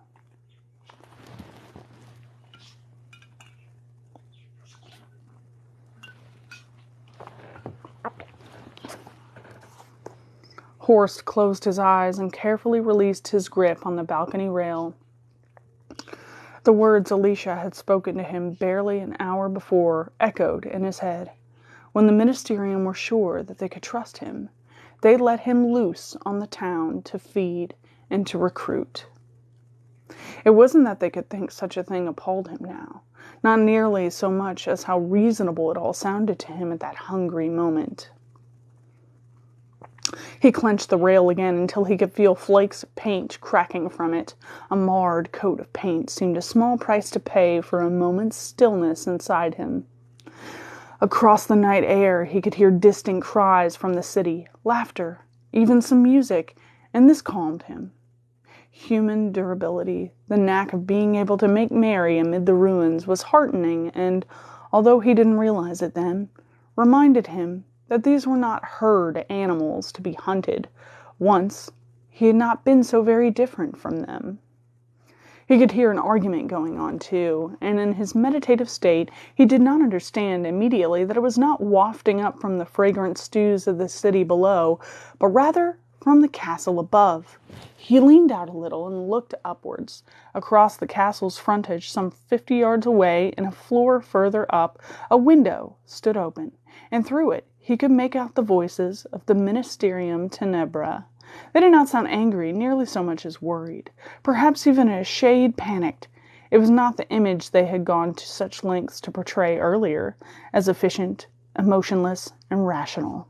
Surely a couple of spies in their midst had not caused such disarray, he wondered, especially given that, to their imperfect knowledge, both were dead. So why the raised voices? He closed his eyes and focused his senses, but the light wind blew their words away but for the occasional snatch of speech. Inconceivable, he heard. Loyalties lie, procedures. It was provocative to his curiosity, and for once, his curiosity and his self-interest were perfectly aligned. The castle was the best maintained of all the buildings he could see, but it was old, and the stonework was rendered imperfect by the actions of time and climate. A human with the privilege of walking in daylight without igniting like a perambulatory Roman candle would rightly have regarded the ascent and traverse of such a distance without climbing gear as a ridiculously dangerous undertaking. Horst, by contrast, had his shoes, socks, and jacket off in a twinkling, and was already making a slow but steady assault on the wall. While he might not be able to transform into a bat or a large black dog, Horst thought to himself as he made a diagonal beeline across the curtain wall, he at least had the remarkable climbing ability ascribed to some vampires. This was a revelation to him, as he had never previously known cause requiring him to impersonate a great gecko. Now that the talent was revealed, it was actually rather fun. Possibly not as much fun as turning into a bat, but one takes amusement where one finds it. He crept under the edge of the open window and grew still, listening while marveling how little effort the feat of sticking to the stone like a limpet was costing him. A covey of ill-organized, inconsequential romantics. That was de Ozma. Their spies were detected and dealt with in good order, and, mark you, by our generals. You're being pretty relaxed about a breach in security, replied the dry, slow tones of the American, Collingwood. I did not say I was happy about tonight's events.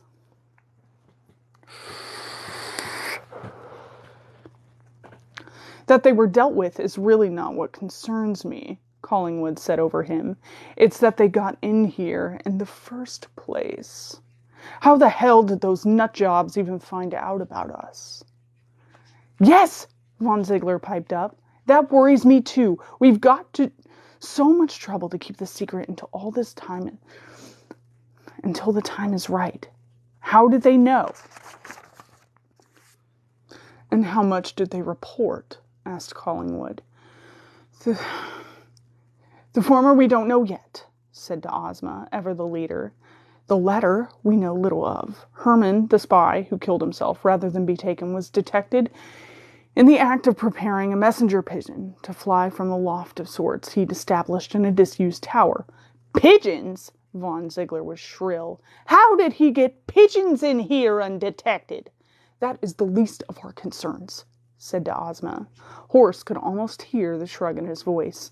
Conjurers conceal birds easily. Smuggling in a few pigeons was probably a more trivial task than you think. No. How many messages he had managed to send before we stopped him, that is of the concern to us.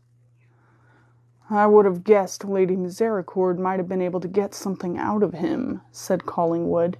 Can't she, I don't know, use some of that necromancer hoodoo to make him talk? Apparently not, said de Ozma. She tells me that the bullet destroyed the brain, so she has nothing to work with. Might even be the reason why he did it. The fact remains that they are small in number and widespread, said Collingwood. How great a threat do they represent, really?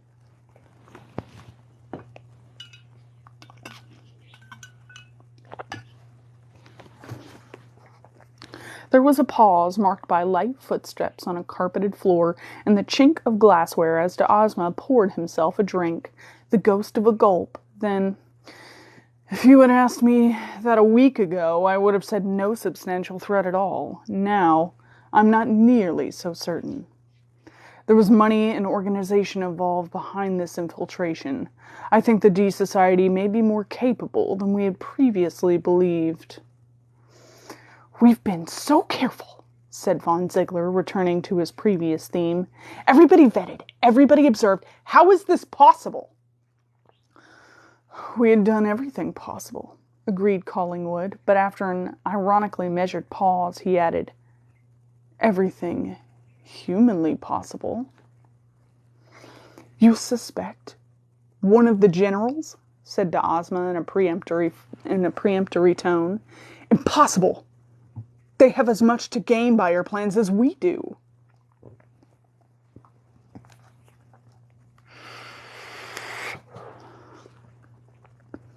"That Cabal fella doesn't seem convinced," said Collingwood. "Oh, no, we have some way to go with him yet, but the spies had entered our employ before he was even resurrected. I doubt his powers extend quite that far." There was a grumble of reluctant agreement from Collingwood. "That leaves us with Misericord and Elsiger," he said. "And no, they don't make sense either." "What about Elsiger's mob?" suggested von Ziegler. "He gathered them very quickly, in a matter of months. How do we know he didn't sweep up somebody who doesn't agree with our aims?" "Because even Elsiger doesn't trust them," said de Ozma. "He keeps a very close eye on them, believe me. Gentlemen, we're going in circles. Worse, we're falling into the trap of doubting ourselves. If this evening's business has any utility to us at all, it is to make us realize that we are not unobserved, and that time is of the essence. We must move ahead. Immediately. This very night." There was some consternation at this. "But we're not ready," rumbled Collingwood. "You admitted that. Our Lord of the Dead may not be all that we had hoped for, and the Lord of Powers is still not with us. That means we only have 2 generals to count upon." "But they are the 2 who can provide numbers," said de Ozma. "In military terms, we have infantry.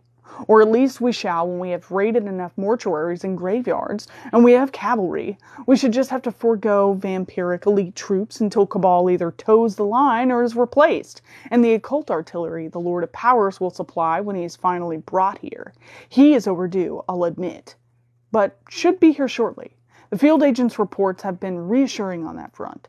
We shall have our thunder and lightning soon enough." De Ozma started to speak, but he was interrupted by raised voices beyond the room's door, which was suddenly flung open.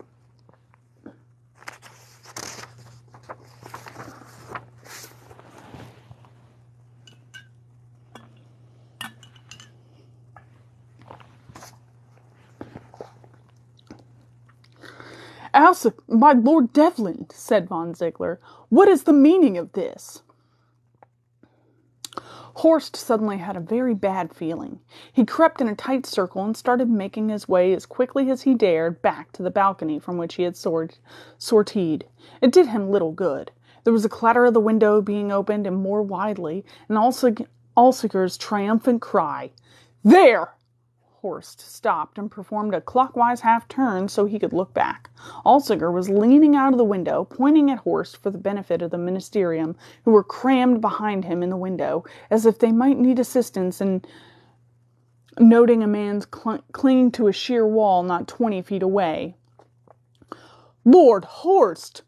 What is the meaning of this?" cried de Ozma, astonishment losing ground to an outrage so acute that he was reduced to shouting people's names and demanding what the meaning of this was. "Oh, you know," said Horst non-committally.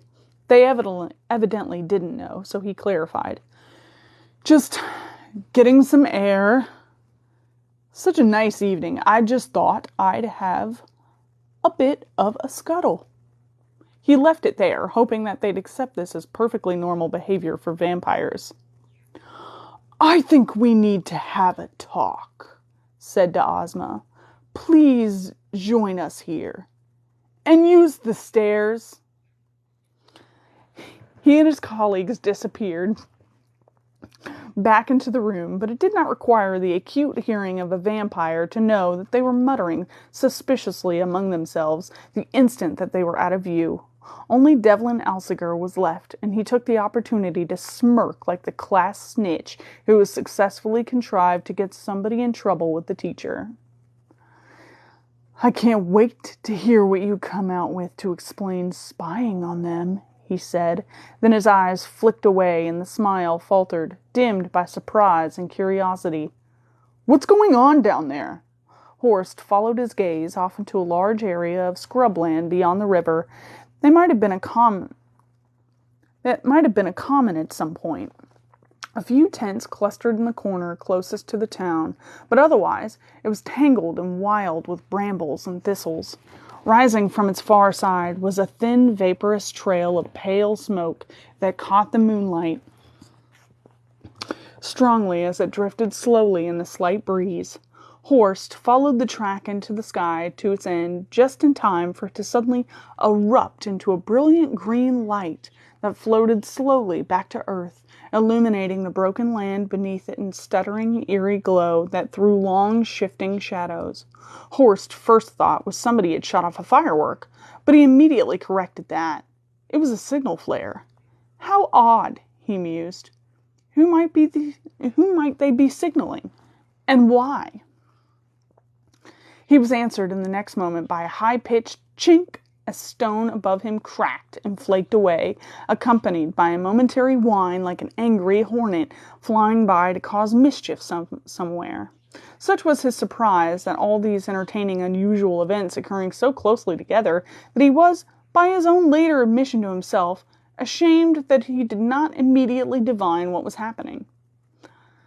That took Alsager's cry of anger as he ducked away from the window in the same instant that another passing hornet dealt the glass a shattering impact. Oh, thought Horst with all the calmness of the utterly surprised.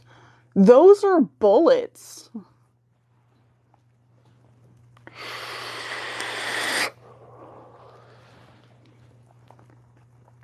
He looked around and saw flashes down amidst the shanties of the town square and spread around the common.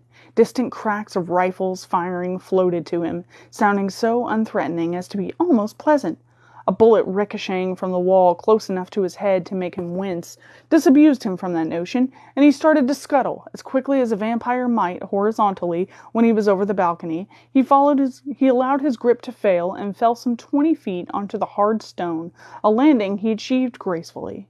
He snatched up his jacket and shoes from where he had left them and was about to dash into the safety of the abandoned apartment when he saw a flash on the common that illuminated what seemed to be ripples spreading from its center, as if from a pebble tossed into a pond.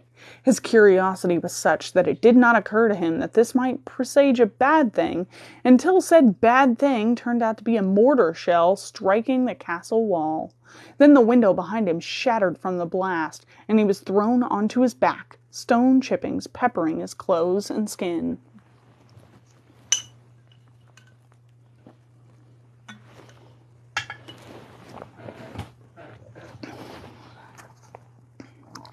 It could only be the D Society, he was sure. So much for the tiny gathering of concerned academics that the ministerium had posited. Any society that could field upwards of 50 armed souls with supporting light field pieces was not a very polite society. He felt the thud of a distant concussion travel through the land, through the castle walls, and into his back with a swiftness that the airborne sound lacked, and was thus warned of another incoming shell while it was still in transit. He rolled onto his front and thence to his feet in a blur of accelerated motion that left stone chippings that had been lying on his chest still in the air by the time he attained the safety of the room.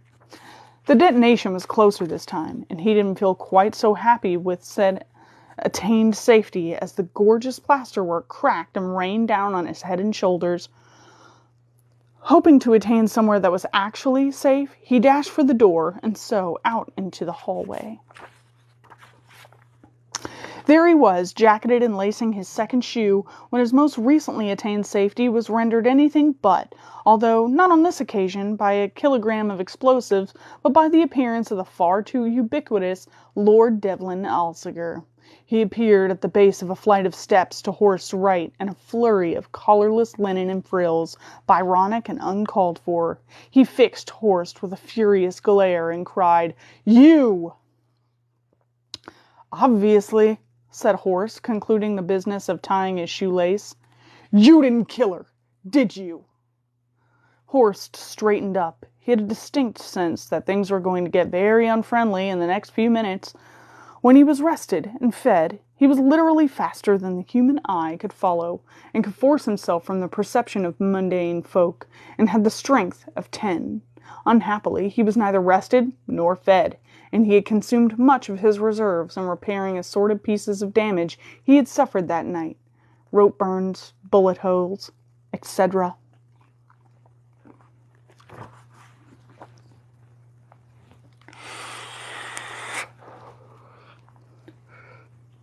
He looked at Devlin Alsager, a man better suited to propping up hotel bars in search of lonely divorcees, yet given the rank of general, the title of lord, and carte blanche to feed, quite literally, upon a population who looked to have enough problems without being further victimized by a twat. It didn't seem right to Horst. It didn't seem fair. And he was a man who had a problem, turning his back on things that were neither right nor fair. No more duplicity, he decided. No more going along with this charade. "By her, I assume you mean Alicia?" "First name terms, eh?" sneered Alsager, a man whose upper lip looked bereft without a sneer, a smirk, or a curl to disfigure it. "Of course first name terms. She was a maid. It's traditional." The strange alien part of Horst was playing around with ways of killing Alsager in the most exquisite of agonies amid a concerto of cracking bones and snapping sinews. For once, Horst let such fancies run. "Yes, of course it is," said Alsager, giving the impression that he was making a noble concession in admitting the point. "Yes, the maid. You didn't kill her, did you?" "The maid who shot me. Twice, that is. Once through each lung. The maid, just trying to be sure. Wouldn't want to end up talking about a different one." Horst could feel his patience with the preening idiot slipping. The cold part of his mind was wondering if he could keep Alsager alive long enough to make him eat his own spleen, having first pulled it directly from the abdomen before driving it down that yakking mouth and sealing the gullet. "Possibly," thought Horst. "Why don't we give it a go?" Alsager looked as if he'd just about done with the dance before the big event, too. "Of course her! You let her go, didn't you?"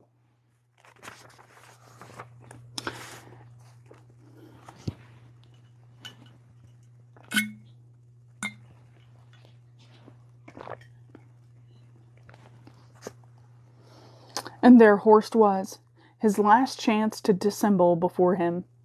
He simply could not be bothered. "Yes," he said clearly, "I let her go.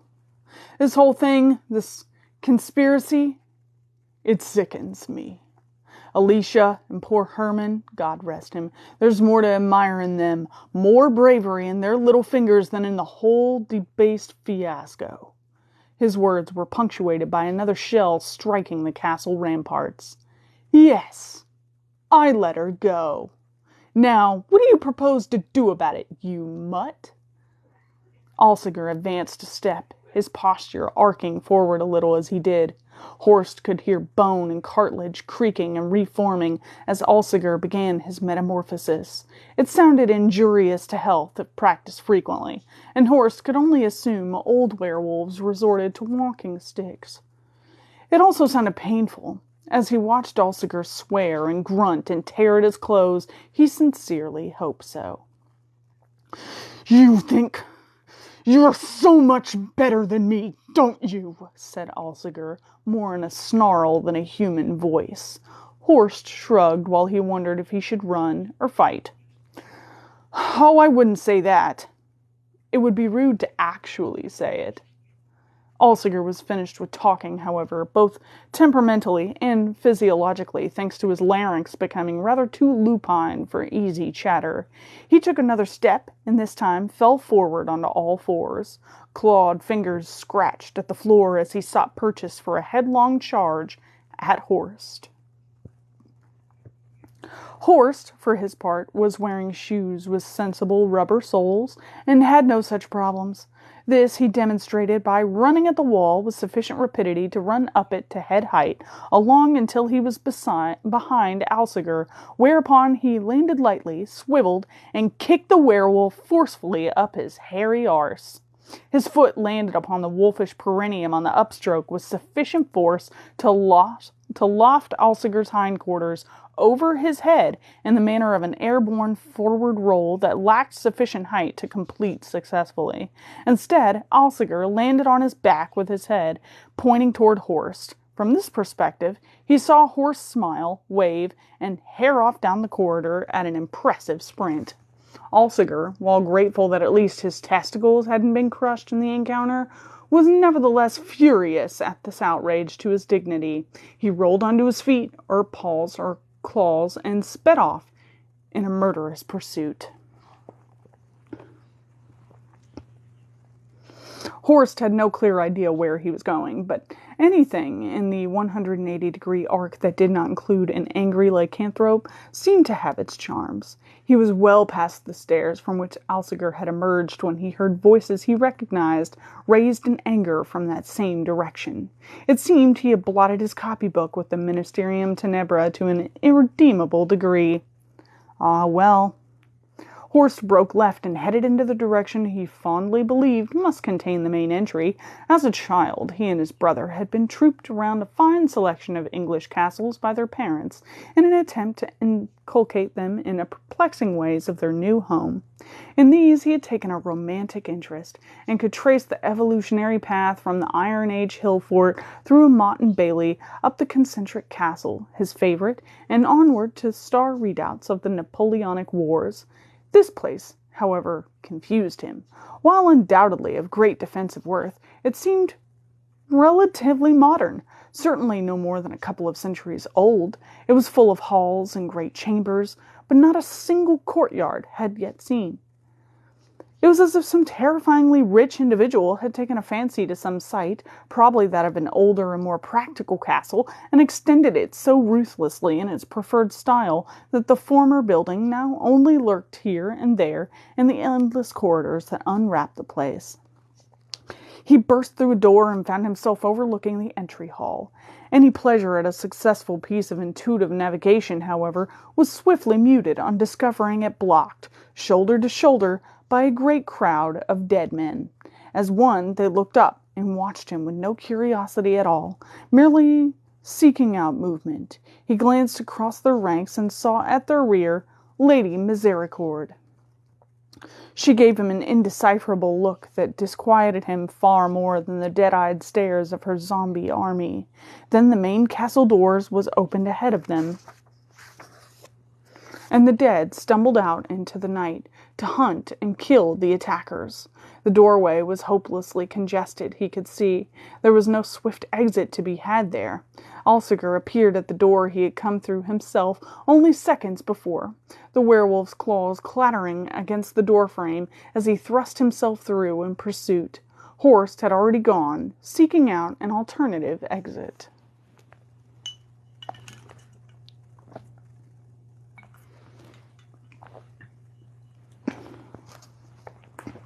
Horst dashed down a servant's staircase and along a narrow gallery that brushed both his shoulders as he ran. Ducking through a low door and running across an unused kitchen, he found one remnant of the original castle and the imposing newcomer that sat in its lap as he plunged down the spiral staircase, and the new stone turned to old amidst scar tissue of cement. His first thought on realizing that he was entering the dungeons was pleasure. After all, a visit to the dungeons was the highlight of any trip to a castle, exceeding even the delights of the cream tea and the gift shop. His second thought was more prosaic. Dead end. The sound of Alsager on his trail grew. The first chamber of the dungeon was a guard's room. Rough benches, a table, a stove with a metal flue that vanished into the ancient brickwork. There was a mirror hung in the corner over an outcrop of stone that the original builders had apparently decided was too much difficulty to remove and would, in any case, lend itself to the general air of entombment that they wanted to project to future inmates. On the outcrop was an old enamel basin, a jug, and a cutthroat razor. Hanging by this little still life from a steel spike driven into the wall was a leather strop. Horst momentarily considered taking the razor as a weapon, but it would put him in a corner, and there was no time. He ran from the grimy little room into a corridor that appeared to have been excavated by dwarves with a minimal sense of job satisfaction, all narrow and low, and with bits of stonework sticking out of the walls and ceilings. Horst negotiated it sideways, and so he was looking straight onto it when he found himself facing a barrel window in the wall. For a moment, he was unmoved. It was nothing, just some silly grotesquerie put on for tourists, like that dummy beneath a bladed pendulum he'd seen with his family that time during a fortnight in Wales. Then he remembered that this castle was most certainly not open to tourists, that there were no cream teas, no gift shop, and that the corpse in the cell was most assuredly real. It was hard to be sure, but the woman had probably been in her 30s. Her clothes were not badly soiled, and Horst felt sure she had simply been taken from the town and died the same night. Her executioners had propped a table lengthways up against the far wall, tied her by her ankles to the upper edge, and then they had cut her throat.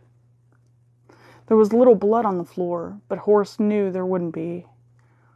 All he could think of was a wine glass and a soup bowl, a solid red circle bounded in white china.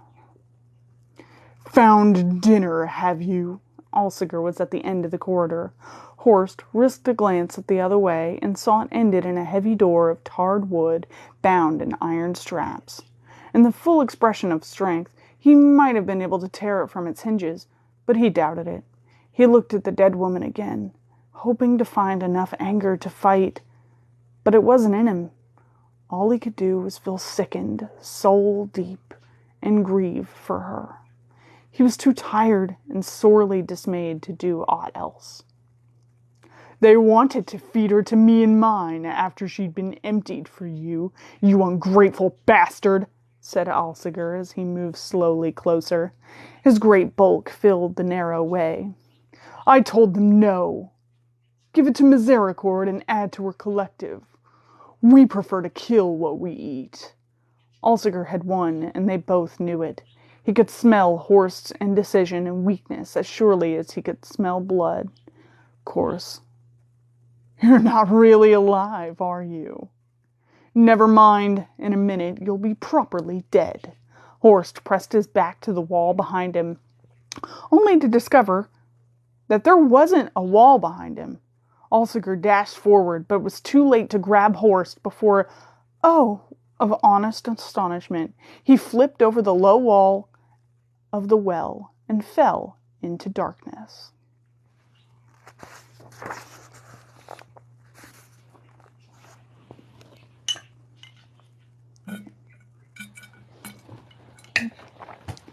An interlude.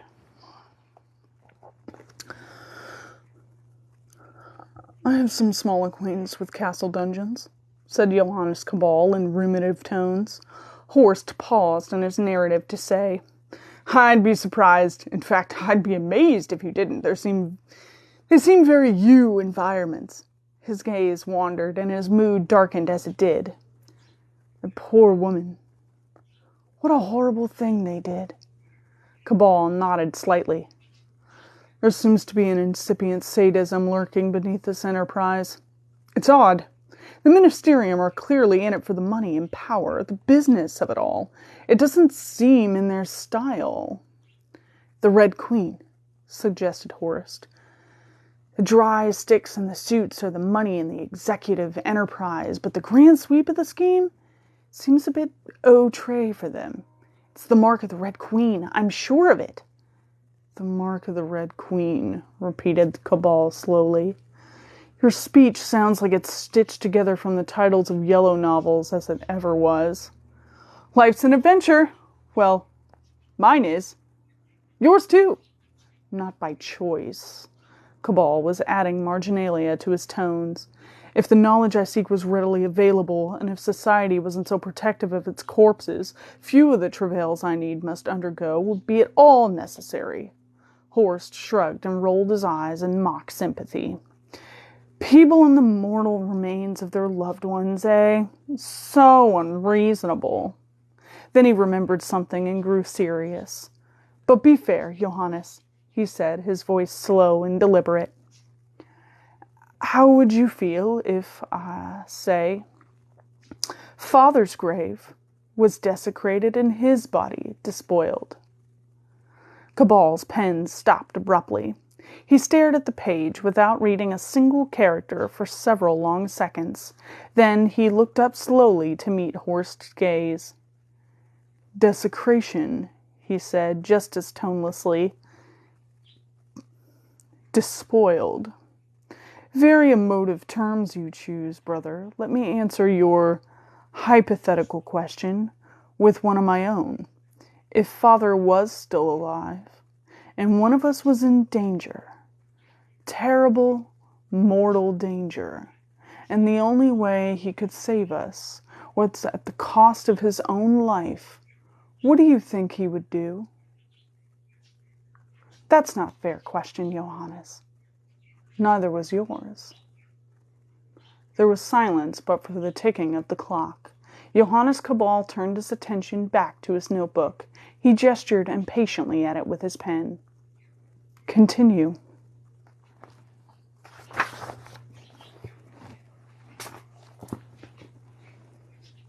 And that is the end of the second chapter. Chapter 5. Keep in mind, this is a frame story, guys. Horst's fine. He's in Johannes's room, talking to Johannes, telling Johannes everything. This is the recap. So he good. He's fine. He just fell.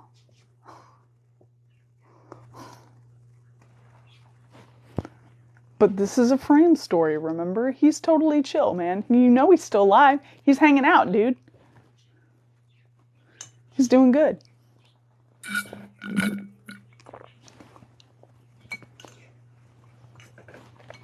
Glad you're liking it.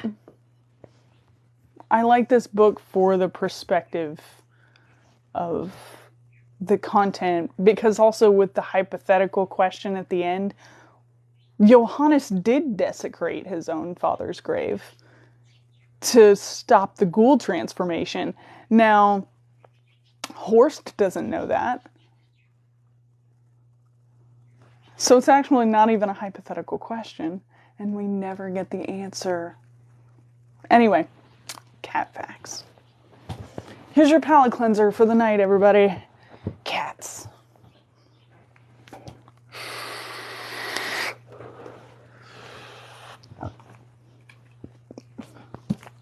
And now, an interlude. Do you see what I did there? Okay. It's more like an epilogue for the episode.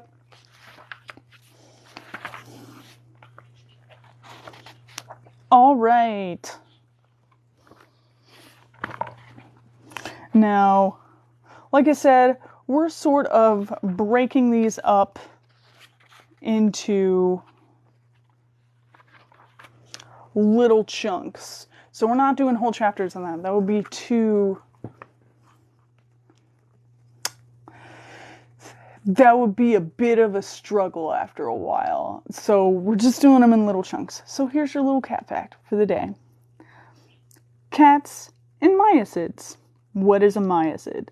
A myocid is a great-great-granddaddy of all cats. The weasel-like creatures with meat-shearing teeth first appeared 61 million years ago and lived in forest. Their retractable claws and agile bodies made them equally at home, hunting on the ground or scrambling through the trees. Due to their larger brains, the Miacids became expert hunters and outlived other carnivorous mammals. Miacids eventually evolved into a variety of carnivores, including the civet, one of the first members of the cat family. Other evolutions include the Pseudoloris, an ancestor of domestic and great cats. The Smilodon, a type of saber-toothed cat, evolved from the Pseudoloris and first appeared approximately 1 million years ago. These cats became extinct about 11,000 years ago when the animals they preyed on died out. Weasel cats. I looked up pictures. Go look up a picture of these monsters. They look so cute. I want one. They're saber-toothed tigers, and I'm just like, it's adorable. I would love it. I want to tell him he's a good boy. And I would tell him he's a good boy.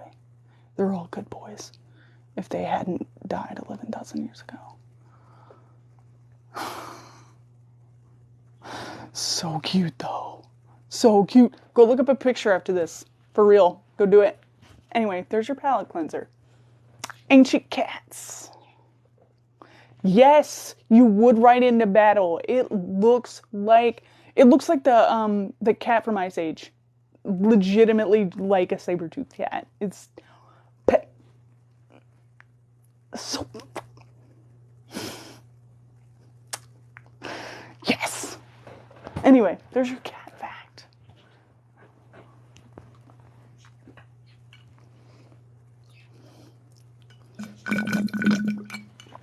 Yeah, it looks like we domesticated so many cats. I feel like we could domesticate it, right? Just work at it a little bit. You earn its trust with some meat. Like, let's domesticate it.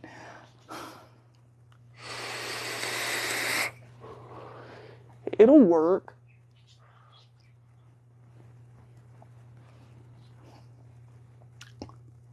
I know, and they're all extinct, and we can't do it. Can't do it because it's extinct. But next week next week our cat facts will be mythological cats. So the chunk is going to be a little bit larger because there are subsections of different mythological cats. So that'll be fun. So it'll be a little bit more of a chunk because the next section is a little bit longer. If you can domesticate a gator, you are in the place to domesticate a gator in all reality. So I firmly believe at some point Swiftblood has domesticated a gator. I'm banking on it. Or has at least had a gator in the backyard that they gave a name that has just become the resident gator and claim that you have domesticated it.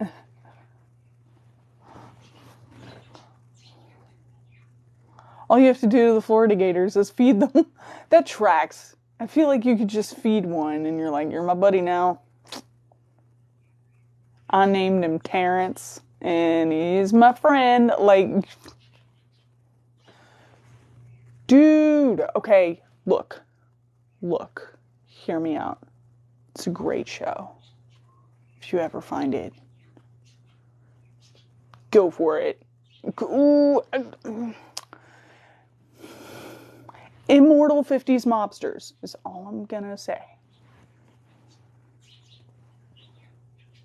Imagine like infighting mafia families, but none of them can die.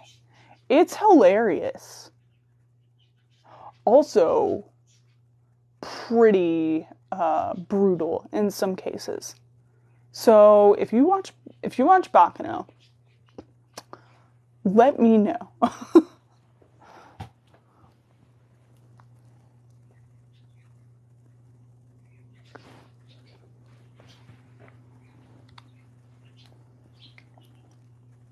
Yeah, we all need to ride them into battle. We need to find the problem is that they're extinct now. That's my main struggle, is that they're gone.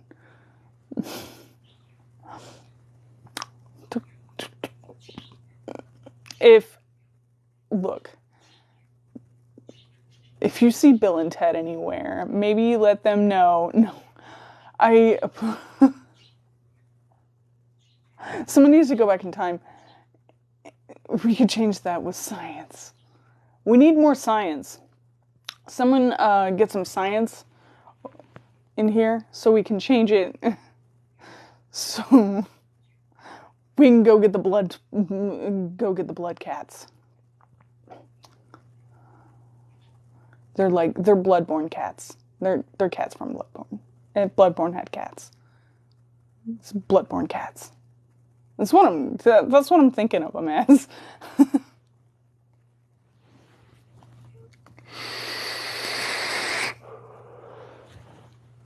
Bloodborne cats. Okay. Blood cats. It's the blood cat. It does sound like an enemy in like Elden Ring or something. Like, these are the blood cats. They, if you get too close to them, they spit acid at you. I don't even know what they would do, but...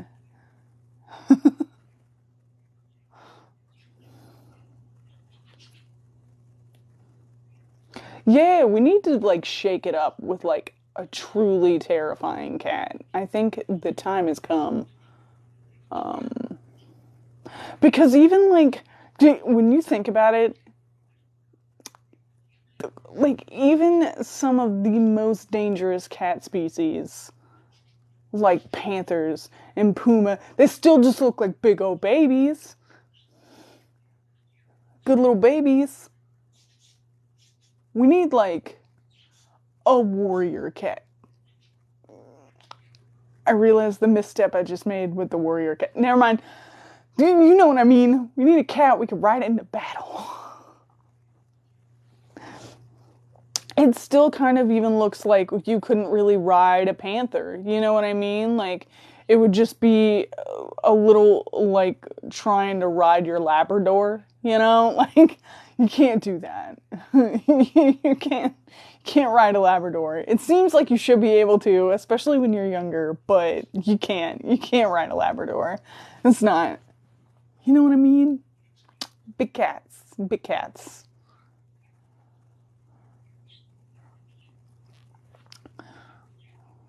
Probably. You could probably ride a white tiger. Oh, yeah. Yeah. Banging on that. I think you could. Not too bad. Even then, they still look like little babies. Little babies. Too cute. They're too cute. All the cats look too cute. We have to,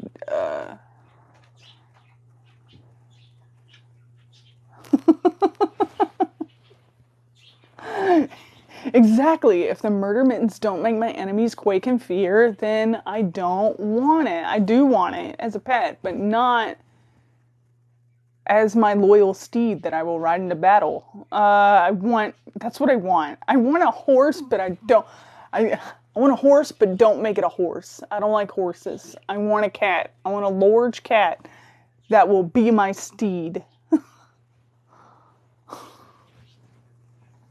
Yeah, see, I think every kid has done that who's had a dog when they were younger. They were like, I could just ride this animal.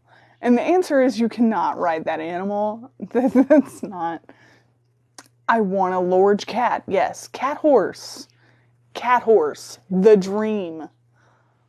I want to be able to joust on a cat.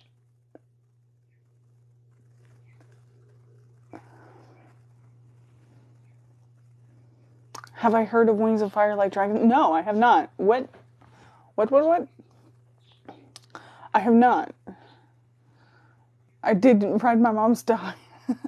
Yeah, like when you're real small, you're fine, but you actually cannot ride a dog. They are just not structurally, they are not structurally sound enough to have that much weight put on top of them. They're just not made for that. So, like, you try and ride a dog, you're too big, you're gonna hurt the dog. The dog gets scared. You can't do that. But cat jousting? Absolutely. I feel like if we could get a good...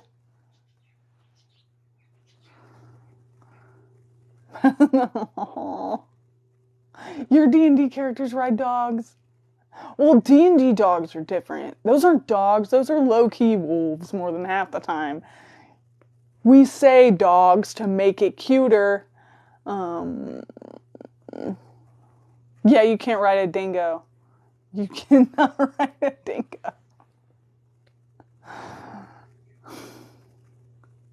I'm gonna have to look it up. I really don't care if something's a kid book. I'll read it anyway. I read the entirety of Percy Jackson as a whole ass adult. I do not care. Dingo ate my baby. Nah, okay, look. There legitimately is a whole... Do not say that dingo ate my baby around me.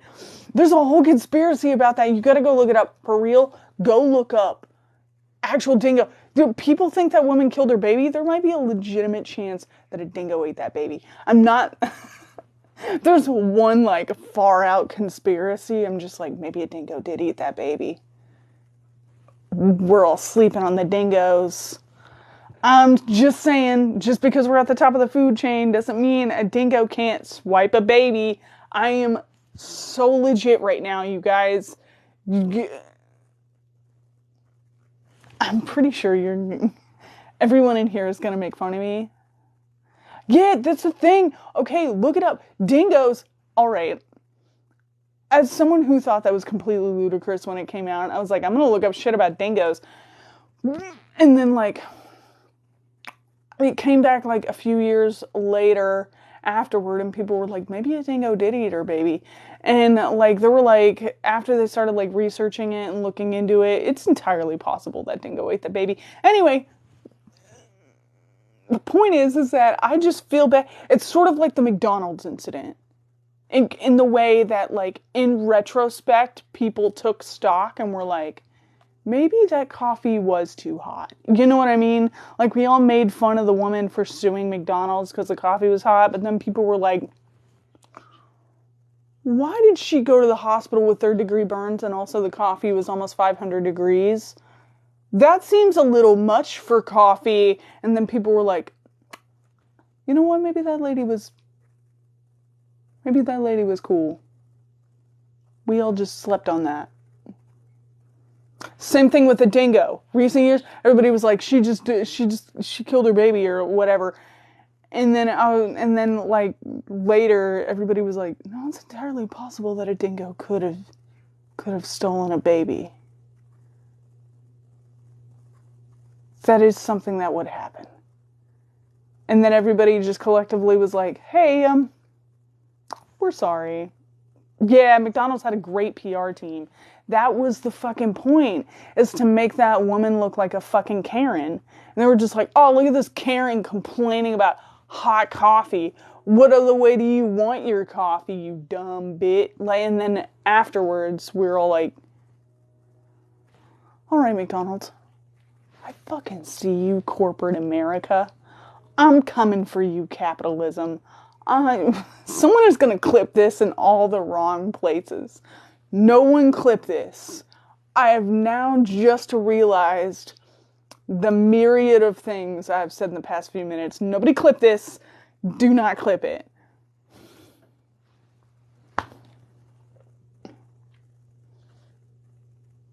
McDonald's produce the future. McDonald's, oh my god. Seriously, they played us all on that one. They really did, for real. Really? That's kind of cool. Because everybody, like, I guess because of the name, people are just like, oh, dingoes, they're like little dogs. Like, they're fucking terrifying. What do you mean? They're still wild animals. Like, I know I make jokes about cats all the time and keeping them as pets. I realize that's a joke. They're terrifying. I'm not gonna embrace a puma. Nobody clip me saying embrace a puma with whatever that intonation was that just exited my face hole. Do not clip that. Of course you did. Of course you did. Thanks. The point is, these are all wild animals. A dingo could definitely eat a baby. That's all I'm saying. Oh, I know. That's the thing, is when you think of it in that context, we have coyotes. I hear them at night. I hear them all the time. They're out there. I've seen a few from the safety of my vehicle. But that's the thing, is that you don't think of it in the context of, if I didn't have this protection, if I didn't have this environment, if I wasn't in my car and I was just chilling in the middle of the night,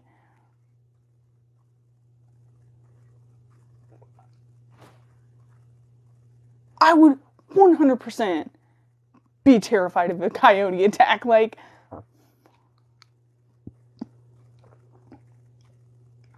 And when I was a kid, I used to run around in the woods alone for hours at night, all the time.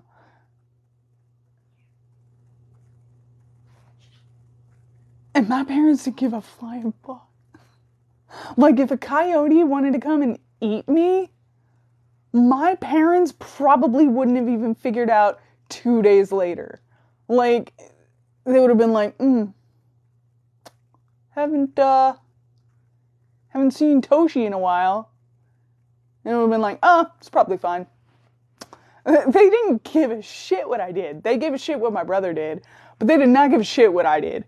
More than half the time, they didn't even know I was there. One time I just didn't even come home one night.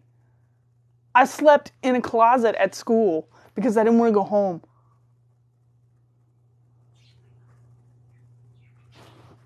I could have 100% been eaten by a coyote. I guarantee you.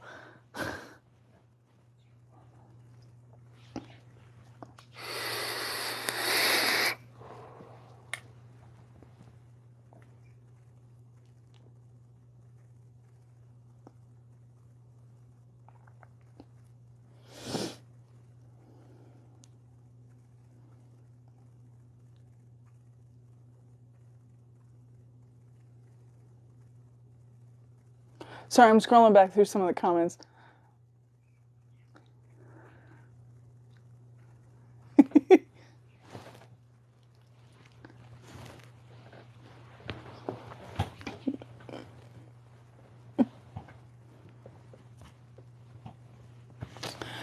But yeah, I am fully 100% certain I could have been eaten by a coyote. And for all of you that grew up with coyotes, and especially if you lived in rural areas, it was kind of just a given.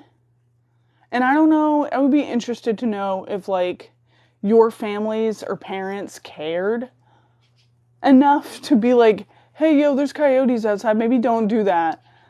Or if they were like my parents and didn't ever even say anything. It's like they wanted me to die.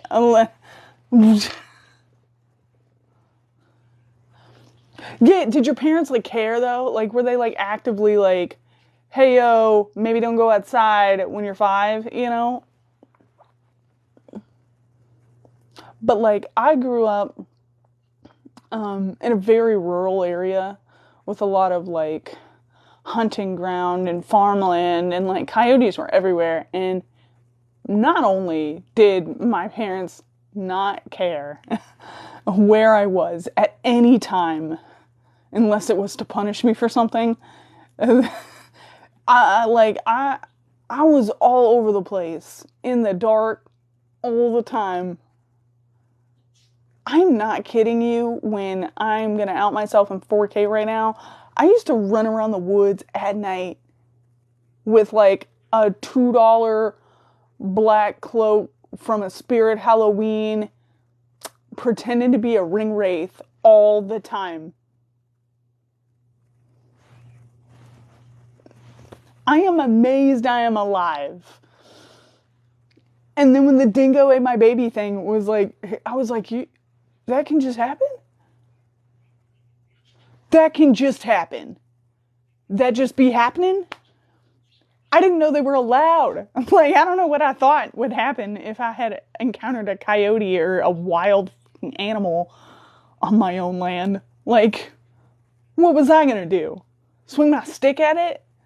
Like, I mean, yeah, probably. But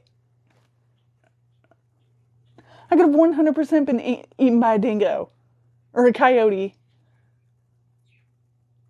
So I feel like it's not even that far-fetched of a story. It's just, we just kind of got too used to being on the top of the food chain, and that just took us all off guard, made us take stock for a second. Everybody took a step back and was like, no, definitely not wild animals that would feed on us, you know, the top of the food chain. Definitely were these parents.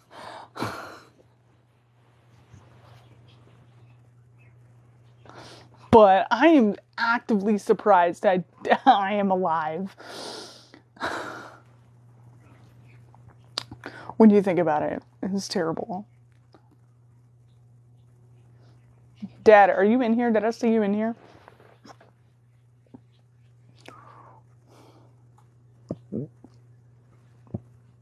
Aw, Smokey, say hi.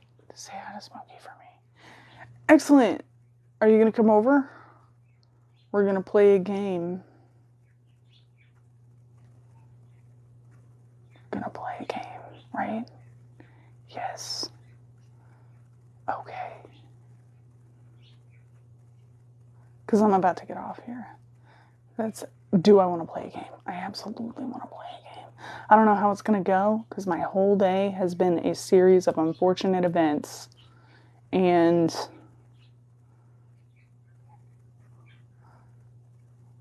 I feel like every time I roll those dice, I'm going to be consigning myself to, anyway, whatever, it's fine. But I do want to play the game. I absolutely want to do that. You have no idea how entertained I am. And if you all want to join us in VC so we can play the game, I'll hook up my phone. Probably not on the ring light since it fell down that time and it hit my grandpa, and then my grandpa got mad. Huh? Joker reference? Obligatory Joker reference? What?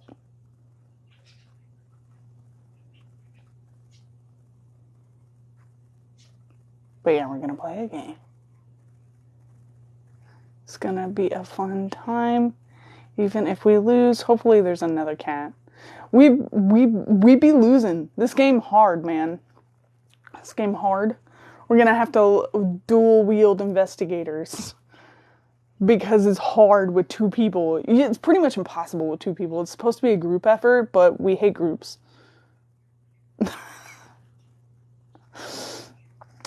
That's why we don't do video games, because, we don't do board games because I don't like groups. It'd just be me and Dad. Oh, I had boobs. Till they get there perfect. I love every cat. Oh my god. I like it when you keep tagging me and you're like in your cat video, and I'm so excited about it. I like the cat updates. It's a fun time. Oh, yay. That's adorable. I got a like from a cat. That's it. Mission accomplished. Lives canceled. No, it's not. We're going to be back here next Tuesday at 8. Same time. Same place.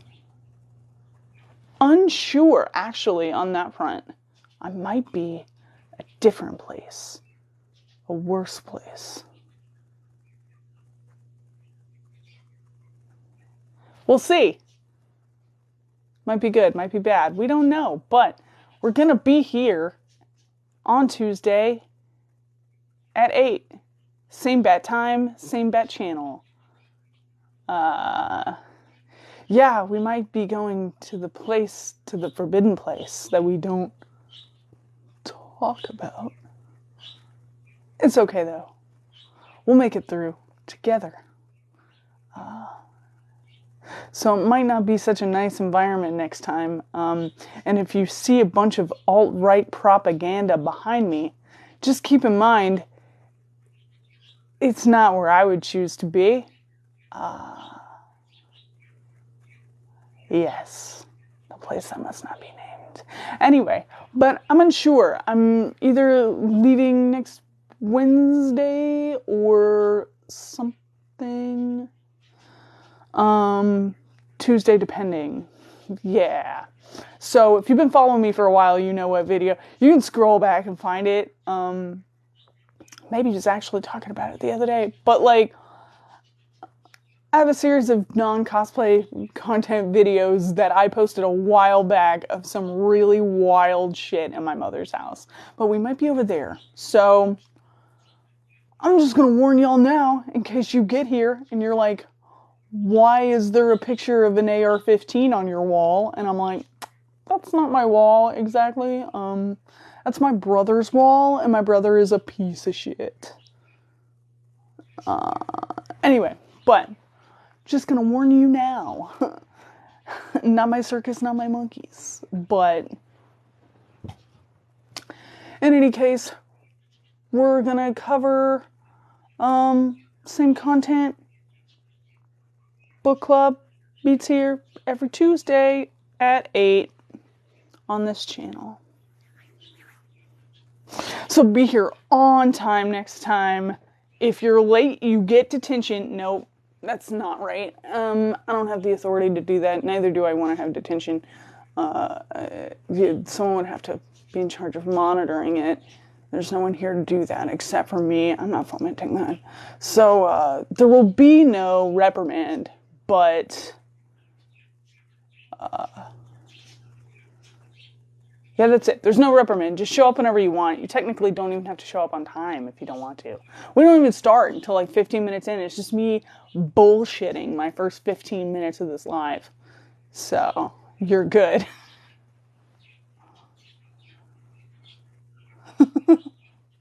No, you don't. It's boring and stupid, and it doesn't actually achieve anything. Trust me. It's not great. Anyway, I'm going to see you on next week's episode of Book Club. There we go. See you later, cultist. I mean, people. Bye.